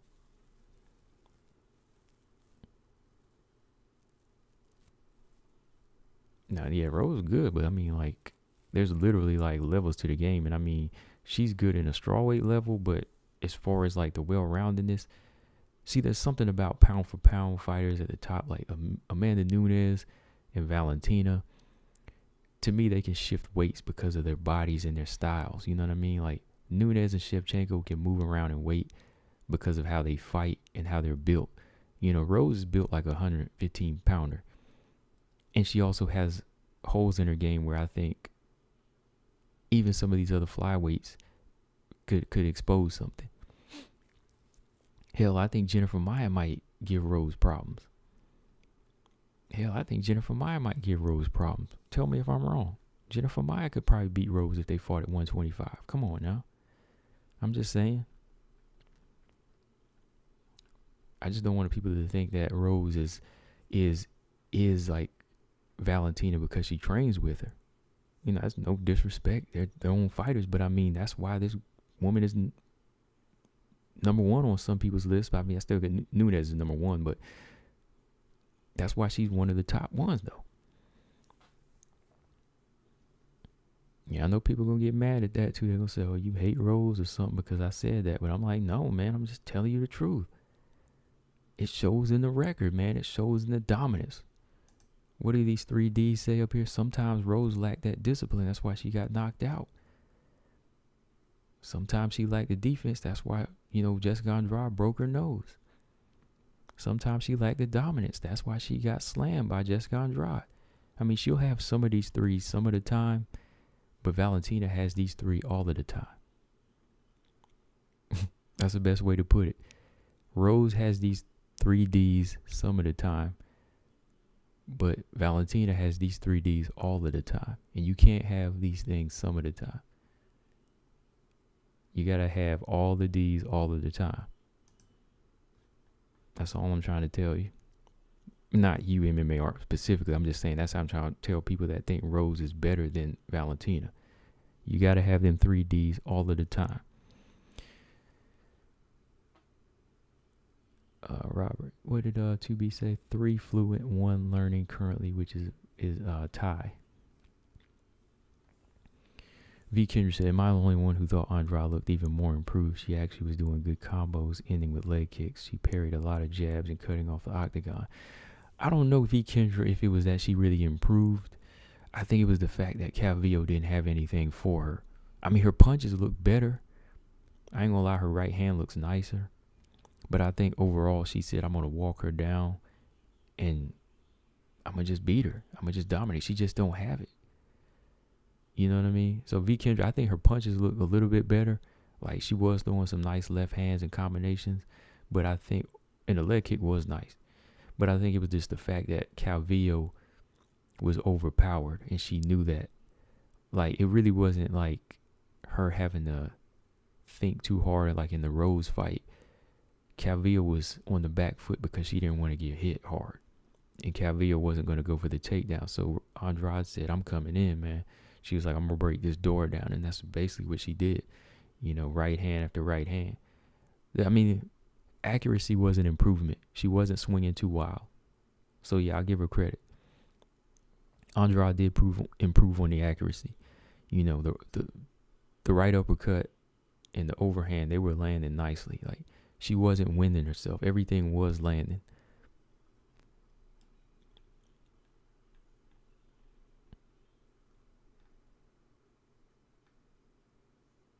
Yeah, Volkanovski escaping that submission. I thought it was over, man. I thought it was over. I was like, oh, here you go. He about to get the guillotine. I thought was over. The triangle I thought was over. But Volkanovski was like, I'm out.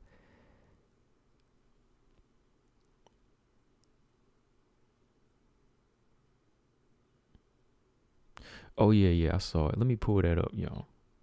Let's pull up Calvillo's. I ain't gonna say it's stupid. I mean, I don't know. I mean, I saw her picture, but let's pull it up now. We're gonna read. Okay, Shevchenko is proof of that statement. Okay. He said, okay. 2B said Val is the only fighter where you have to apply a little MMA math. If you struggle with anyone Val went through, you're going to have a bigger problem than Val. Exactly. Yeah, if you have a problem with Jennifer Maia or you have a problem with Caitlin Chikagan, that's the math that works. I was thinking of that last night, 2B. So I was like, if you struggle with Caitlin Chikagan or you struggle for sure with Andrade, you know Valentina's going to dust you. You know what I mean? I think we can always say that for sure now. If you struggle with one of these other ladies and you're not dominant like she is, and you have a close decision, that's what happened to Lauren Murphy. You know, Lauren was fighting all these fights and they were close. None of the same opponents as Valentina, but she was having close fights with lower level fighters. So that should have told us, right? That told everybody that Valentina was going to dust her. Yeah, because I was thinking that last night. I was like, any of these contenders on the come up, they gotta take heads off. They gotta take Maya's head off. They gotta take Andrade. They gotta take Caitlin Chikagan's head off. You can't have a close fight, because if you have a close fight, that means Valentina is gonna stop you or gonna beat you.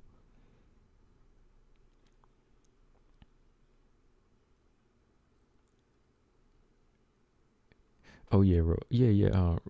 I know. Like, I know. Yeah, as a Rose fan, you still gonna admit that, yeah, because you know Valentina's just different. All right, so V Kendra said check out Cynthia Calvillo's IG post. All right, hold on.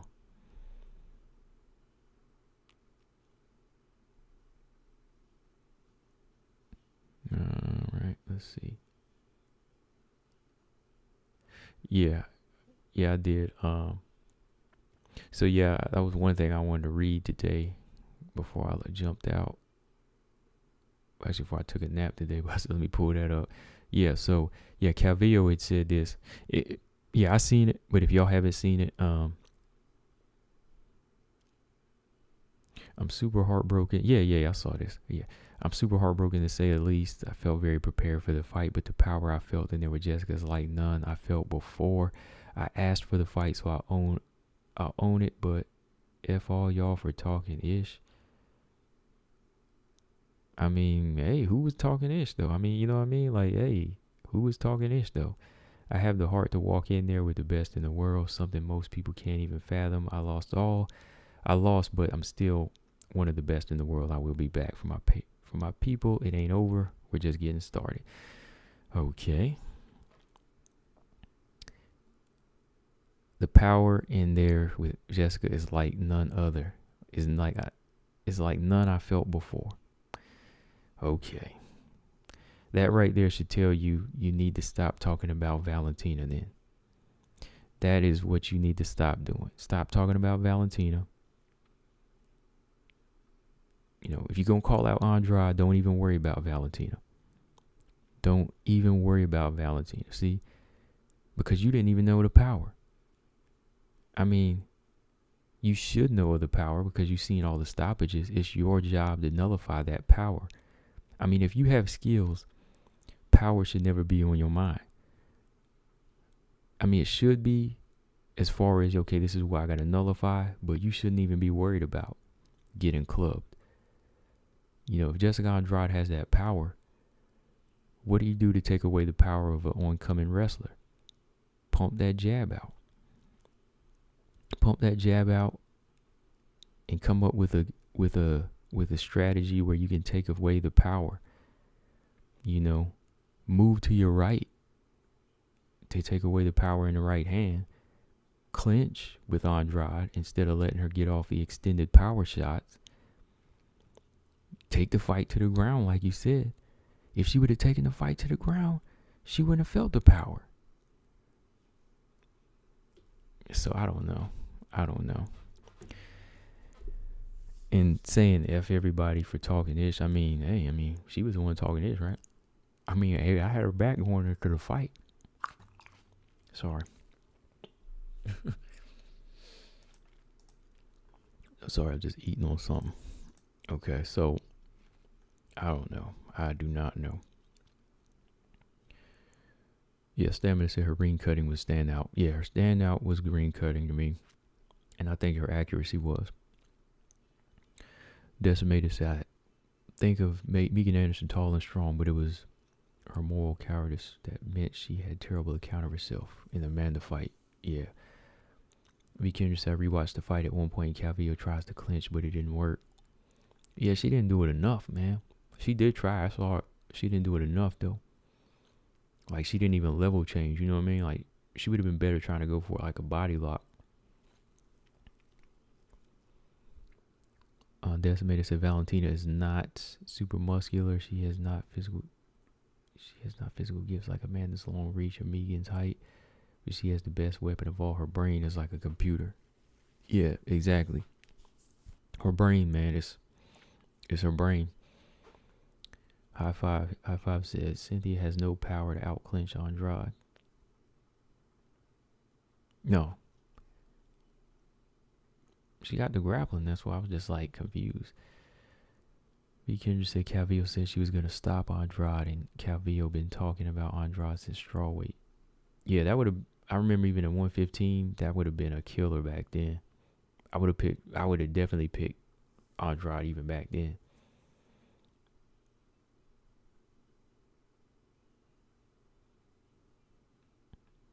Yeah, everybody says that Andrade's power is crazy though. And my thing is like, if you don't want to feel the power, you got to come up with for the type of fighter that Andrade is, you have to use like a game plan that Joanna made, and that is keep the jab in her face.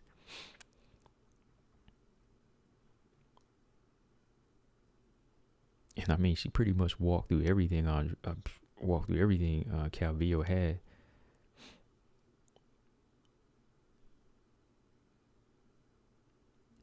High five said those fighters watched how Andrade got pieced up by Rose, Whaley, and Joanna, but they didn't know the power she has in the cage until they were being pressured by Andrade. Yeah, like that's what they have to prepare for, man. Like that shows you the level that Joanna and Whaley and Rose were on, especially Joanna in that fight. Well, even more so Whaley and Joanna, because you know they did it one time. You know, they just did it one time and they made it look easy. Like Whaley had the strength to handle the clinch and the counter punching. Joanna was just like using her takedown defense and her jab. Like I always say, the jab. Robot Chickens, I don't think anyone picked Murphy. Not over here. We ain't picking. No, man, I'm just saying. Like, okay, so one more thing here, yo, before we jump off tonight. It's already an hour and a half. Let's see. Okay, so Lauren Murphy addressed the criticism of her corner in her post-fight, and this is what she said. Okay. So let's see. While Murphy did not reference these criticisms directly, she did stick up for the job her corner did during the fight, addressed in her heartfelt statement on IG, which you can read below. Okay, so this was her IG statement. All right, so Lauren Murphy said, rough night at the office. I couldn't do ish in there. Sometimes it's just like that. It was an honor to share the cage with a fighter of Valentina's caliber. I am proud to have earned a spot across from her. I love the walkout, felt great in the cage. I loved the walkout and felt great in the cage. My corners did a great job too. They just kept it simple and positive, like I asked them to. I can't stand it when corners rush in and scream at a fighter about how they're losing rounds. I know when I'm losing rounds, and I knew I needed to make something happen. I couldn't make it happen due to getting hit every time I tried. And then she put the laughing emoji. Wow. All right, so as Kale Sonnen once said, the problem is I was in there with a much better fighter tonight. Yeah, okay. And I think that we all pretty much said that. Good to be confident, but hey. She said the problem is I was in there with a much better fighter, like Kale Sonnen said. Oh man, so yeah, I really don't know what to say to that though, man. As far as I understand, to me, from the outside looking in, like when I see corners rush in and they do scream at their fighter, I think it's because they care about them and they're letting you know that urgency if you lost a round. Apparently, not all fighters know when they're losing a round. So you have to be told when you're losing a round, in my opinion. Because some of these fighters out here, they just keep going through the motions, but you need your corner to tell you when to level up, especially in a fight like this. You do need somebody to tell you, hey, let's do it. You lost that round. But, yeah, I mean, she just basically said, look, I couldn't make it happen due to getting hit every time. I mean, yeah, whenever I think Valentina just has that mind control and that physicality and that strength, it's just a different ball game. The timing is different. Like, Andrea Lee was there to be hit. JoJo was there to be hit. But when you're talking about Valentina and you get hit and she's out of the way when you try to hit her, it's frustrating. So a level was shown, man. Levels was shown. The better fighter got the rewards, They train for everything and they're just all around better. And that's Shevchenko I'm speaking of. Some of these other fighters, they don't know, they can't find a realm to go to like Valentina does. I mean, of course they're not her, but they still can't find like a level that can take them to those 3Ds. You know what I mean? They can't find a level to take to them 3Ds like she does. And that's where they fail. That's why I'm just like, yo, I hey, she took the fight, but hey, that's all we can expect, right? To be said, hold on, Joanna got picked. V. Kendra said Joanna got picked up too many times.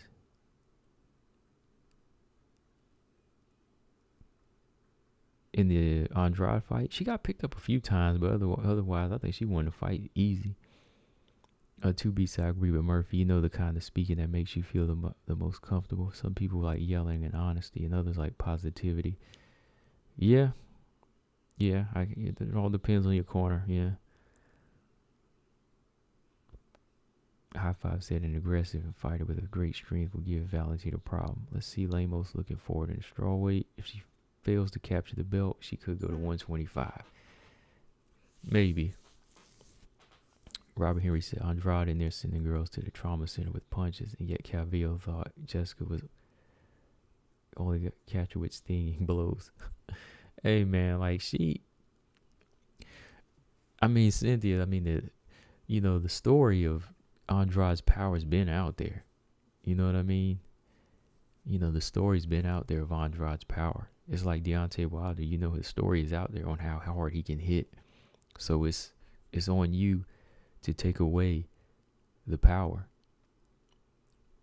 and, counter the power with a jab and strength, counter the power with physical strength and a good inside game. For somebody that called her out, that's why I was expecting something. I expected her to cover all these, cover all her bases. That's why I'm saying, like, with Calvillo, it ain't talking ish. It's just saying, like, if you called her out, then I expected you to do everything I thought you were going to do, like Whaley and Joanna did. But it didn't work out that way. They both, she said it was the power with her. For Lauren Murphy, it was, hey, I couldn't get off because I kept getting hit. Well, honesty. Just be honest with yourself. That's the only way you're going to get it. And I think for Lauren Murphy, if she doesn't continue to fight, which she probably will, I don't know what she's going to do from here, but it's a learning experience even at that level. If not, just learning, being introduced to the level that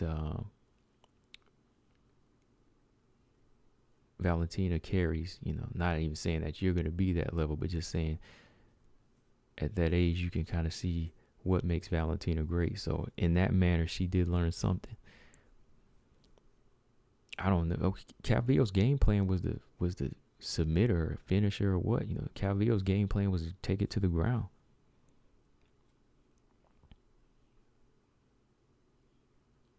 Yeah, high five. I don't think she'll ever touch that belt, because if you can't get past Andrade, you're not going to handle Valentina. Valentina will pick you apart, or Valentina is just going to take you to the ground and submit you to. Decimated said, just coming back. Have you talked about Modaferri yet? Yeah, I talked about Roxy first. That was the first thing I talked about. Yeah, Roxy though, I think she's still a tough customer for 11 through 15. Eventually I would like to see, since she's fighting down, I would like to see Miranda Maverick and Roxy fight. That would be a good fight. Because I still think Miranda beat Macy Barber, but I think Miranda Maverick versus Roxy Modaferri would be a good fight. If that fight knocks her out of the top 10, that would be good.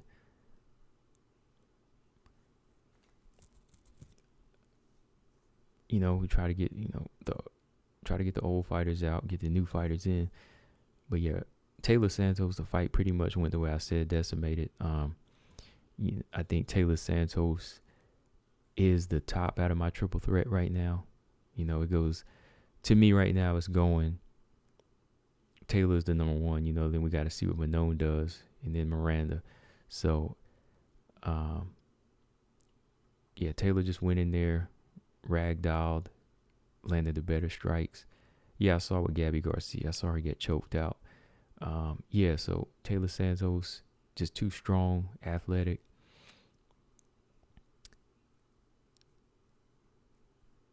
And went the way I thought it would. Like I said, if you're big and strong and you have a good grapple game, Roxy stands no chance, man. To be said, allow me to be that fan for a moment. I really hope Juliana Pena wins now. That means Pena ends the legendary reign, and Valentina will have a stoppage win over the one to beat Nunes.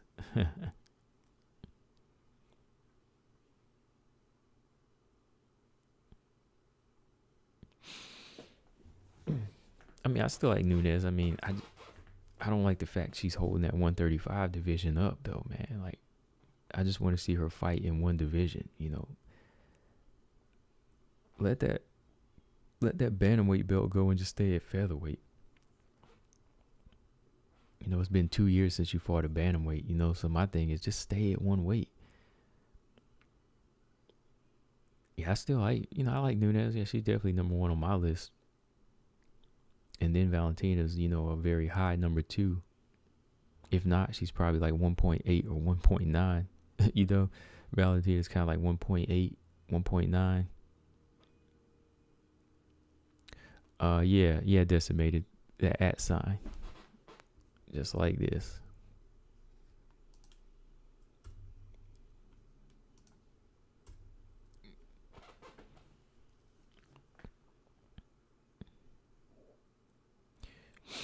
On a computer, it should auto-populate, but on a laptop or computer, it auto-populates. But if you do it on a phone, it won't. But if you just hit @ and type the person's name, you can reply.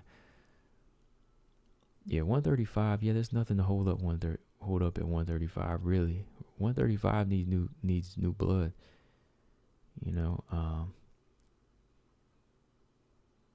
I don't see any really, really, really standouts except Macy Chiasson, and she needs to be a featherweight.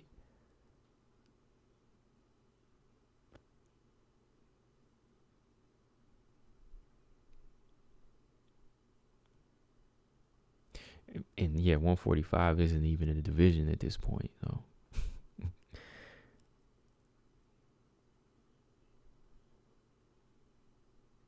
High Five said Andrade only fought once at 125 and already at number 1 rank, got the title match and won again. I see her as the biggest wall in 125, but Manon can break that wall. Yeah, I think Manon can break that wall, High Five, for sure. I think that style is for her. But that should be the gatekeeper. She fights, till eventually she gets to the top.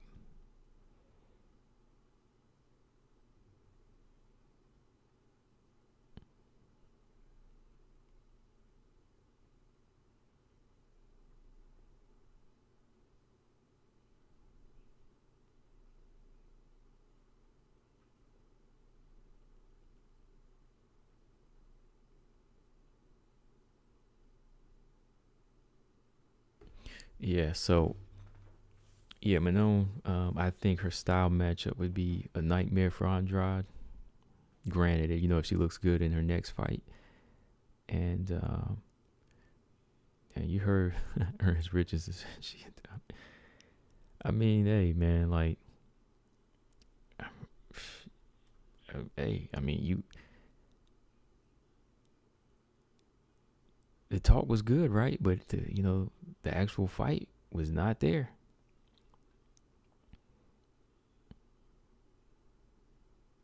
Actual talk was, the talk was there, but the actual game was not there. So hey, this man said I did use a strong word for Megan's dismal performance, but a lot of people pay $70 for the pay-per-view, including me, and she was starstruck. It was her big moment. Yeah, and I see where fans, they can come in and get mad at that for real. Like, I do understand where fans, when they pay to see elite fighter versus elite fighter, they should fans get their money's worth, So I think she was asymptomatic, V. Kendra. I don't think she had any symptoms though.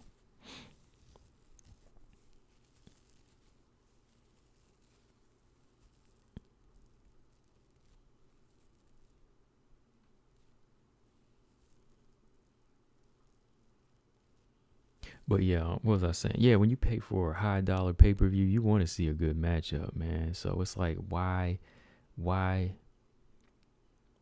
am I not allowed to voice that? So yeah, if you pay $70 and that person doesn't perform, that's like if you pay $70 for a concert ticket to see your favorite singer perform, and they leave after one song, or if they get drunk on stage. You know what I mean? Like, you pay for a concert and the headliner that you came to see doesn't show up, or if they do show up, like I said, they just stand there and they don't sing.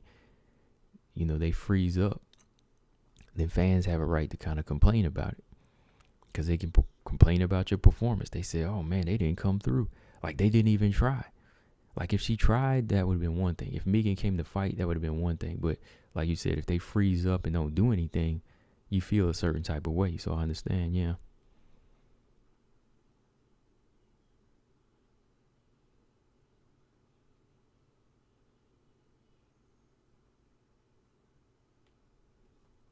Yeah, all day long. Yeah, I've always felt that way. Valentina is like, yeah, she's the queen of the division. Chikagan and Andrade, they're that number one and number two that are standing at the throne. Like, you either gotta fight both of them, or you gotta fight one of them. That's why I like to match them up. I like to say, okay, Taylor Santos, I like to see her fight. Style wise, I like to see her maybe fight Andrade. And then I like to see Manon fight Chikagan when she gets there. Like Taylor Santos versus Andrade would be dope. And then you got Caitlin Chikagan versus Manon Firo. One's a grapple match, maybe. And then the other would be like a good stand-up fight. And then, whoever get through, if they both get through, that'll be Valentina's like next two challenges, something like that.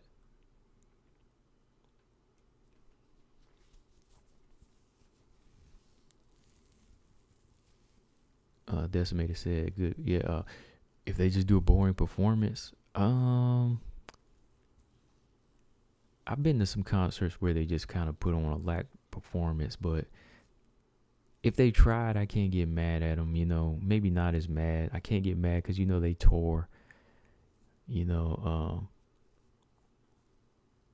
Artists, when they tour, one city might get the lack performance just because of jet lag and all of that. So I don't. As long as they tried, I would still be a little disappointed, but at the same time, I wouldn't be as mad as if they didn't do anything. Boring performance is one thing, But if you didn't do anything, then I can't give you any respect. I got to throw you out the door. You know what I mean? Boring is the one thing. Maybe they were just off that night, but at least they tried. And that's my comparison with Megan. Like, if Megan actually tried, and maybe if Megan was like on her bike, trying to run and trying to counter, I would have gave her more credit too. Yeah, I would have been like, oh man, like this ain't a good fight, but at least she's trying, Yeah, Tubi said don't sleep on Grasso. Yeah, I can't. I think JoJo's gonna beat her. It's a close fight though, but I think I gotta go with my girl JoJo in that fight.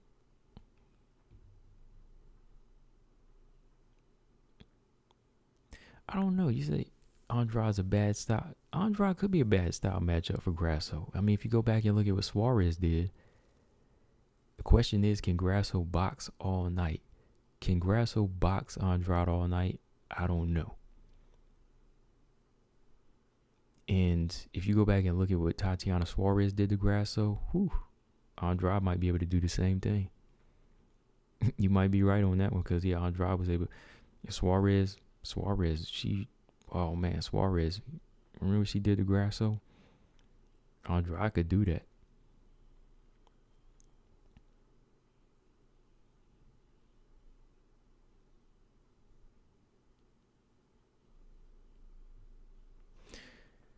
All right, so what else, y'all? We done talked about everything here, I think, and if we haven't, I'll just get back on and we'll talk again. But yeah, good night of fights, man. It was crazy. First time Calvillo got stopped. First time Lauren Murphy got stopped. But they were in there with the right people that could do it, It's just one of them things. But that's my point too, man. It's like, if you look at, like I was saying, look at the pictures, man. It's just like, if you look at some of these fighters and like that intensity, Valentina just got that intensity on her face where it's like, I'm going to take your head off with every single strike thrown, or you just got to back off. It's just letting you know that she means it, And I think a lot of these other flyweights, they need to take heed to that. Like, if these fighters want to get better, man, they have to start looking at what she's doing. Like that was something I wanted to talk about too before I go.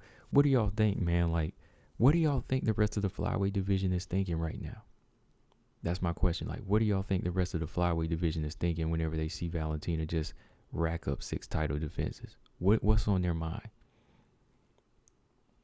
Like, is it either retirement or go to another division, or is it like all these training camps are just like panicking right now, like, oh man, we got to come up with a game plan. What are we gonna do?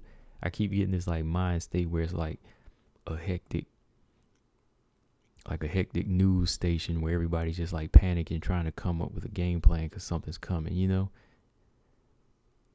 That's why I keep picturing it as, because it's like, Valentina's like this ultimate force in the division, and everybody has to try to come up with a game plan. Like, what do you think is on everybody's mind right now? Like, what's on everybody's mind? Mark, what's going on? Mark said Andrade calling for winner Rose Zhang now. Yeah, we were talking about that earlier. And yeah, I think it's because she knows she can't touch Valentina. I think that's exactly why. I mean, remember how the Rose fight went. She has a great chance to beat Rose again, right? She beat her the first time. She lost a split decision the first time. So she's hoping that Rose beats Zhang, because I think she knows she can beat that style.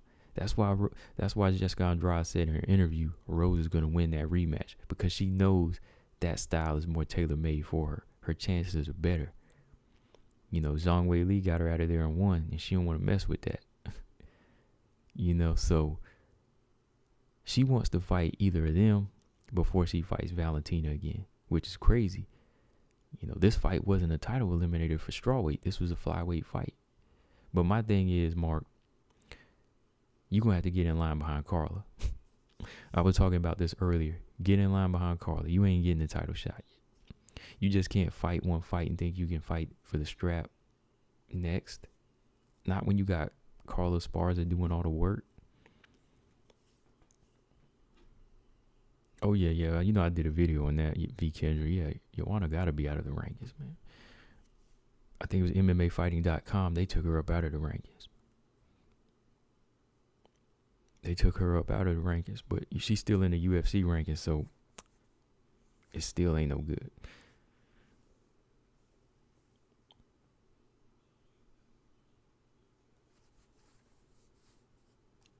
A 2B said, figure out how to cut 10 more pounds. Yeah. Everybody's like, yo, let's come up with this game plan to come, I got a game plan. What's the game plan to beat Valentina? We gonna move down. We gonna drop about 10 pounds. We going down to 115. I'd be all right. That's better than nothing.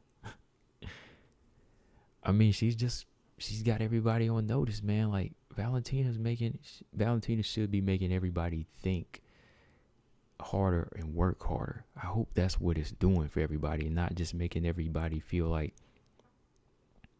I'm a career fighter. We can just fight each other and let Valentina be the champ, and eventually somebody, steps out and wants to fight her. I hope somebody's, inspired by what she's doing and wants to improve. I really do, man, because I want somebody to give Valentina a good fight. But until then, I'm going to keep watching what she does, too.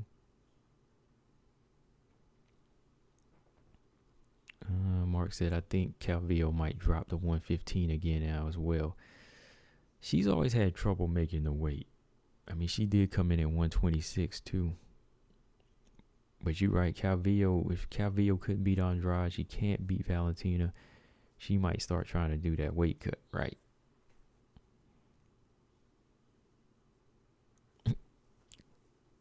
Would she rather fight that weight cut, or would she rather fight at 125 continuously? But you think about it, yeah, she had trouble, yeah. Like her last fight with Marina Rodriguez, she came in damn near 124, 126.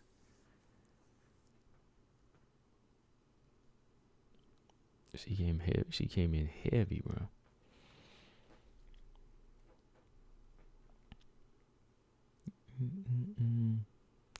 No, V. Kendra, Andrade cannot fight Esparza. That's not fair. She don't need to fight nobody anymore. Y'all got to do Carla like, why y'all got to do Carla like that? Carla deserves the title shot. She deserves to wait in line and get the next title shot.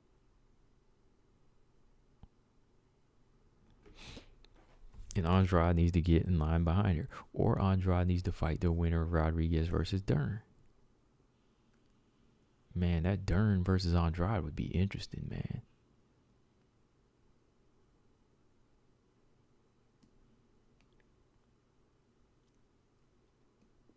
But yeah, that's just my question too, man. Before I go, I was like, man, what is everybody going to do, man? Like, is everybody going to step their game up?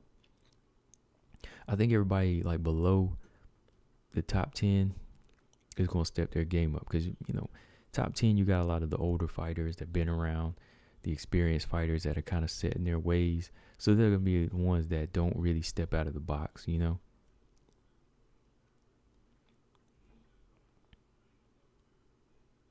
There's the ones that don't really, that's not really going to change. And, Valentina already beat 6 of them. So it's like, nothing more can happen, man.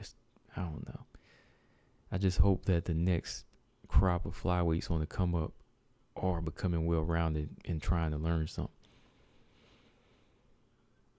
Robert Henry said, what 125 is thinking when they see Valentina? I want to be like her when I grow up. That's all I ask. I hope they are doing that.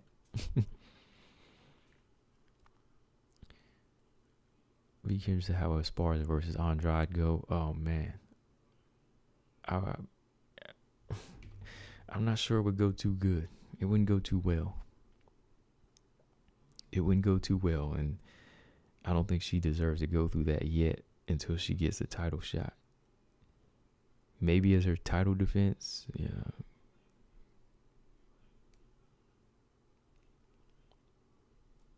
Maybe if we do it as a title defense, fine, but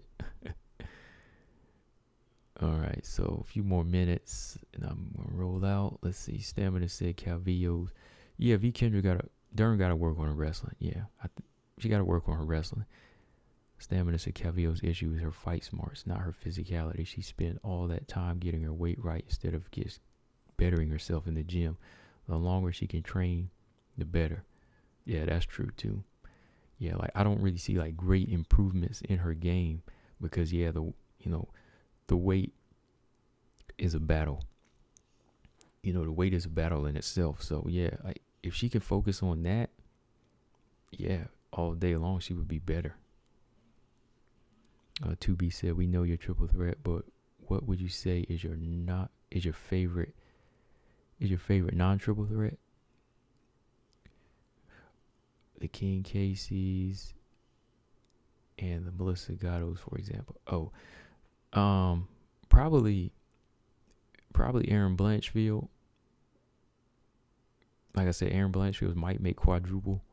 She might become the quadruple threat. Melissa Gatto, yeah. Casey O'Neal's okay. Yeah, Casey O'Neal's okay, but I don't know if I'm going to put her in there yet. I think if she beats Antonina and she does it dominant performance, maybe. Yeah, if Casey O'Neal, if she goes in there and thrashes Antonina Shevchenko, which is, I don't know. If she thrashes her, then yeah, I could put her in there. But I would say Melissa Gatto and Aaron Blanchfield. Yeah, they're probably my other two favorites. Jazzy Vicious, she's kind of entertaining, but I don't know yet. We need to see a little more from her. But Aaron Blanchfield, I like her. Well, it's not about finishing V Kendra. Like, she dominated. Sarah Alpar's a bantamweight. Sarah Alpar's a big girl. Other than that, Aaron Blanchfield did whatever she wanted. Aaron Blanchfield controlled the fight, striking and ground. That's what you really want to see, So it's not about her not finishing. I mean, she was beaten up and dominating a bantamweight, and I think she did it in very, very good fashion. But yeah, she's mine, and she's on my list, my target 2Bs, and Melissa Gatto. Casey O'Neal need to see a little bit more. Yeah, okay, Marcus. Let's see who else is in the flyweight division on the come up. Let me see. Yeah, probably them two. Probably just them two.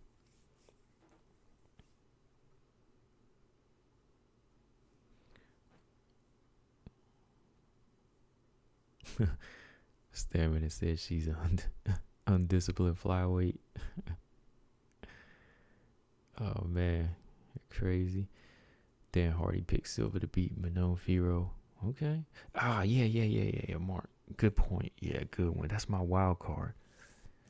Sarge Eubank. That's my wild card. Sarge is another one, 2Bs. I think she's ahead of the rest, but Sarge is one of them. I just hope she's like gets back in her spot. Sarge is one of mine. Like, I just need to see where she fits in again. But yeah, Sarge definitely. I keep forgetting her because, I don't know what division she's going to stay in. But if she to me, my honest opinion, if she comes back, she deserves like a number. I think she deserves to fight Calvillo next, honestly. Eubanks deserves someone in the top. I'd say maybe 1 through 12. No, excuse me. 8 through 12. Give Eubanks somebody 8 through 12.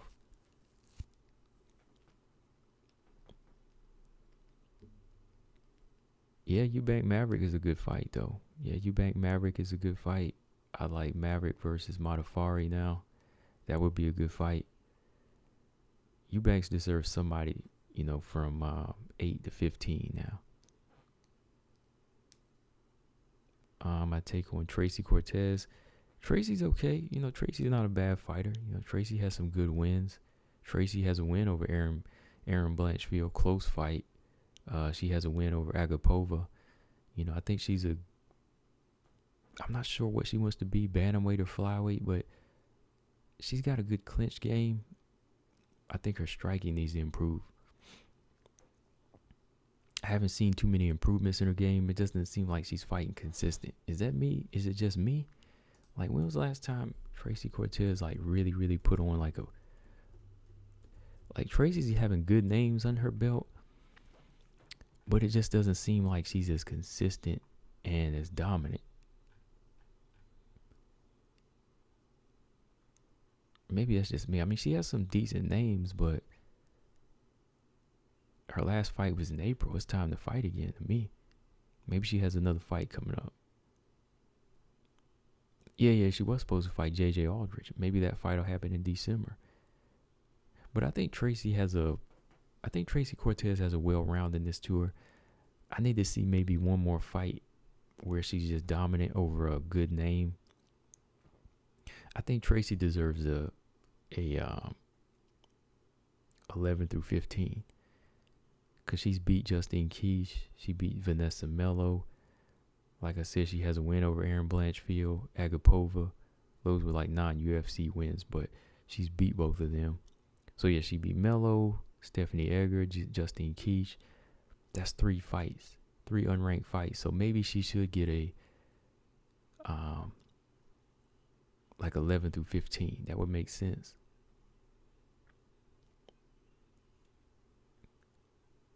Yeah, that would make sense for Tracy Cortez. Tracy's okay though. I think she's working towards well-roundedness. I think she has a very rough and rugged inside game, but I still need to see something a little more, especially when I'm seeing Manon and Taylor looking, the way they are.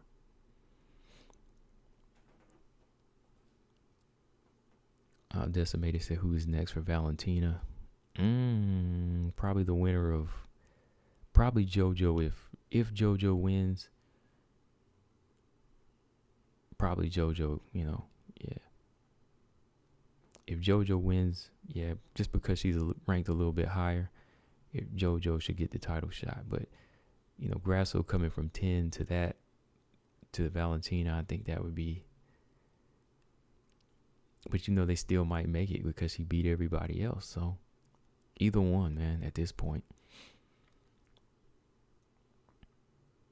Nah, Valentina in 115. I couldn't see that. Yeah, I think Valentina versus JoJo will happen because it's gonna pick up where she left off. If JoJo didn't take that if JoJo didn't take that Jennifer Maia fight, she would have been fighting. She would have already got her title shot. Yeah, Valentina walks around 135. Yeah, I heard that. Mark said UFC should have 125 and 135. Grand Prix like ONE FC does due to dominant champions.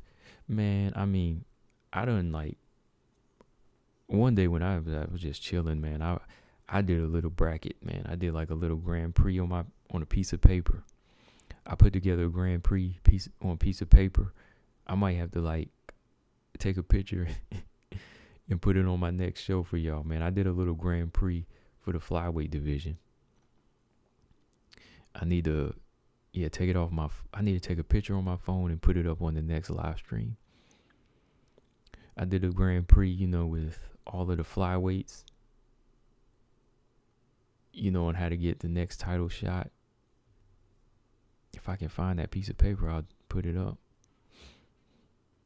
I was just drawing it on a sticky note.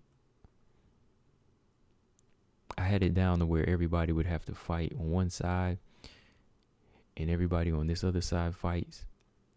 And everybody on the left side would have to fight. Everybody on the left side would come down to fight Chikagan, and everybody on the right side would come down to fight Andrade. And the winner of the gatekeepers, whoever beat their gatekeepers, they fight each other, and then they fight Valentina. Or if they beat the gatekeepers, those are Valentina's next two title defenses, title fights. Or they just fight each other to, make one title defense. So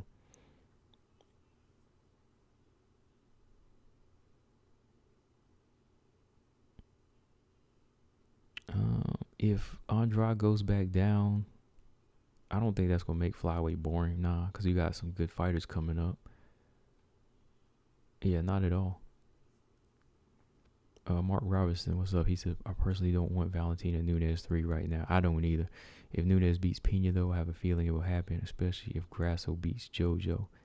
Yeah, I think either one of them are going to fight Valentina next. Mark said if Grasso wins, she'll likely fight Chikagan for next title shot. Yeah. That's something I said a while back. If JoJo wins, she gets the title shot because she's ranked a little bit higher. But if Grasso wins, she'll have to fight Chikagan because she's coming back from number 10. That's probably what's going to happen.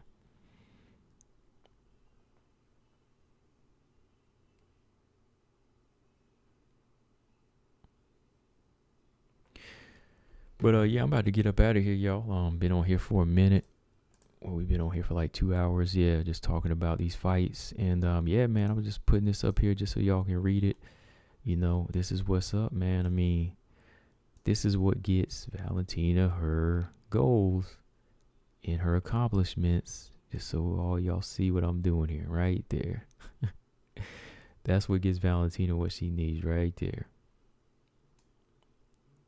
These 3 things are what get Valentina the results she thrives for and what she strives for.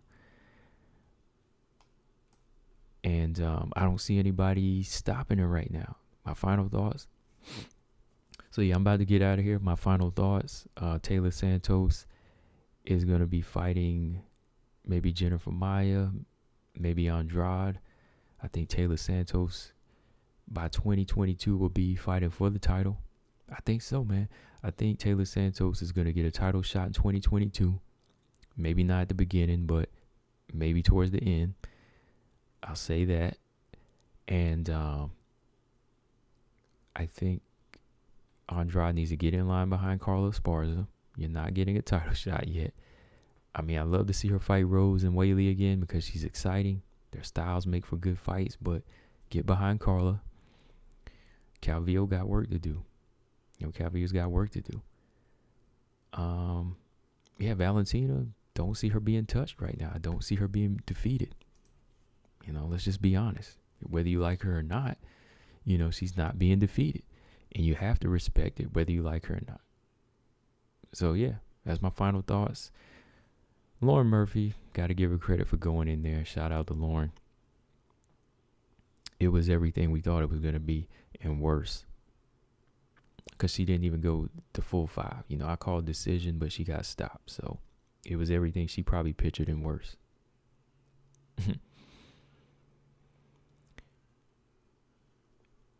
So y'all, let me get up out of here. Let's talk. I don't know, Monday, Tuesday, I don't know. Wednesday for sure. We would talk again Wednesday for sure. I got a few videos to drop too. To be said, you think Valentina Shevchenko should start doing open challenge WWE title style fights after a while? Oh man, I don't think that's in her character, man.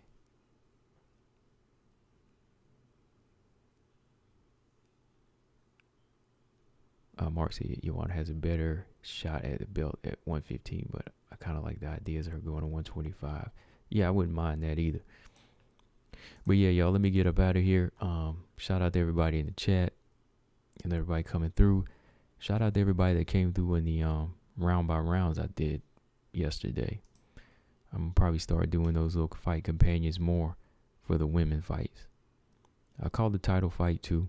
And I called the Curtis Blaze and Rosenstruck fight. I had fun doing that. So I'll probably do that again on another big night.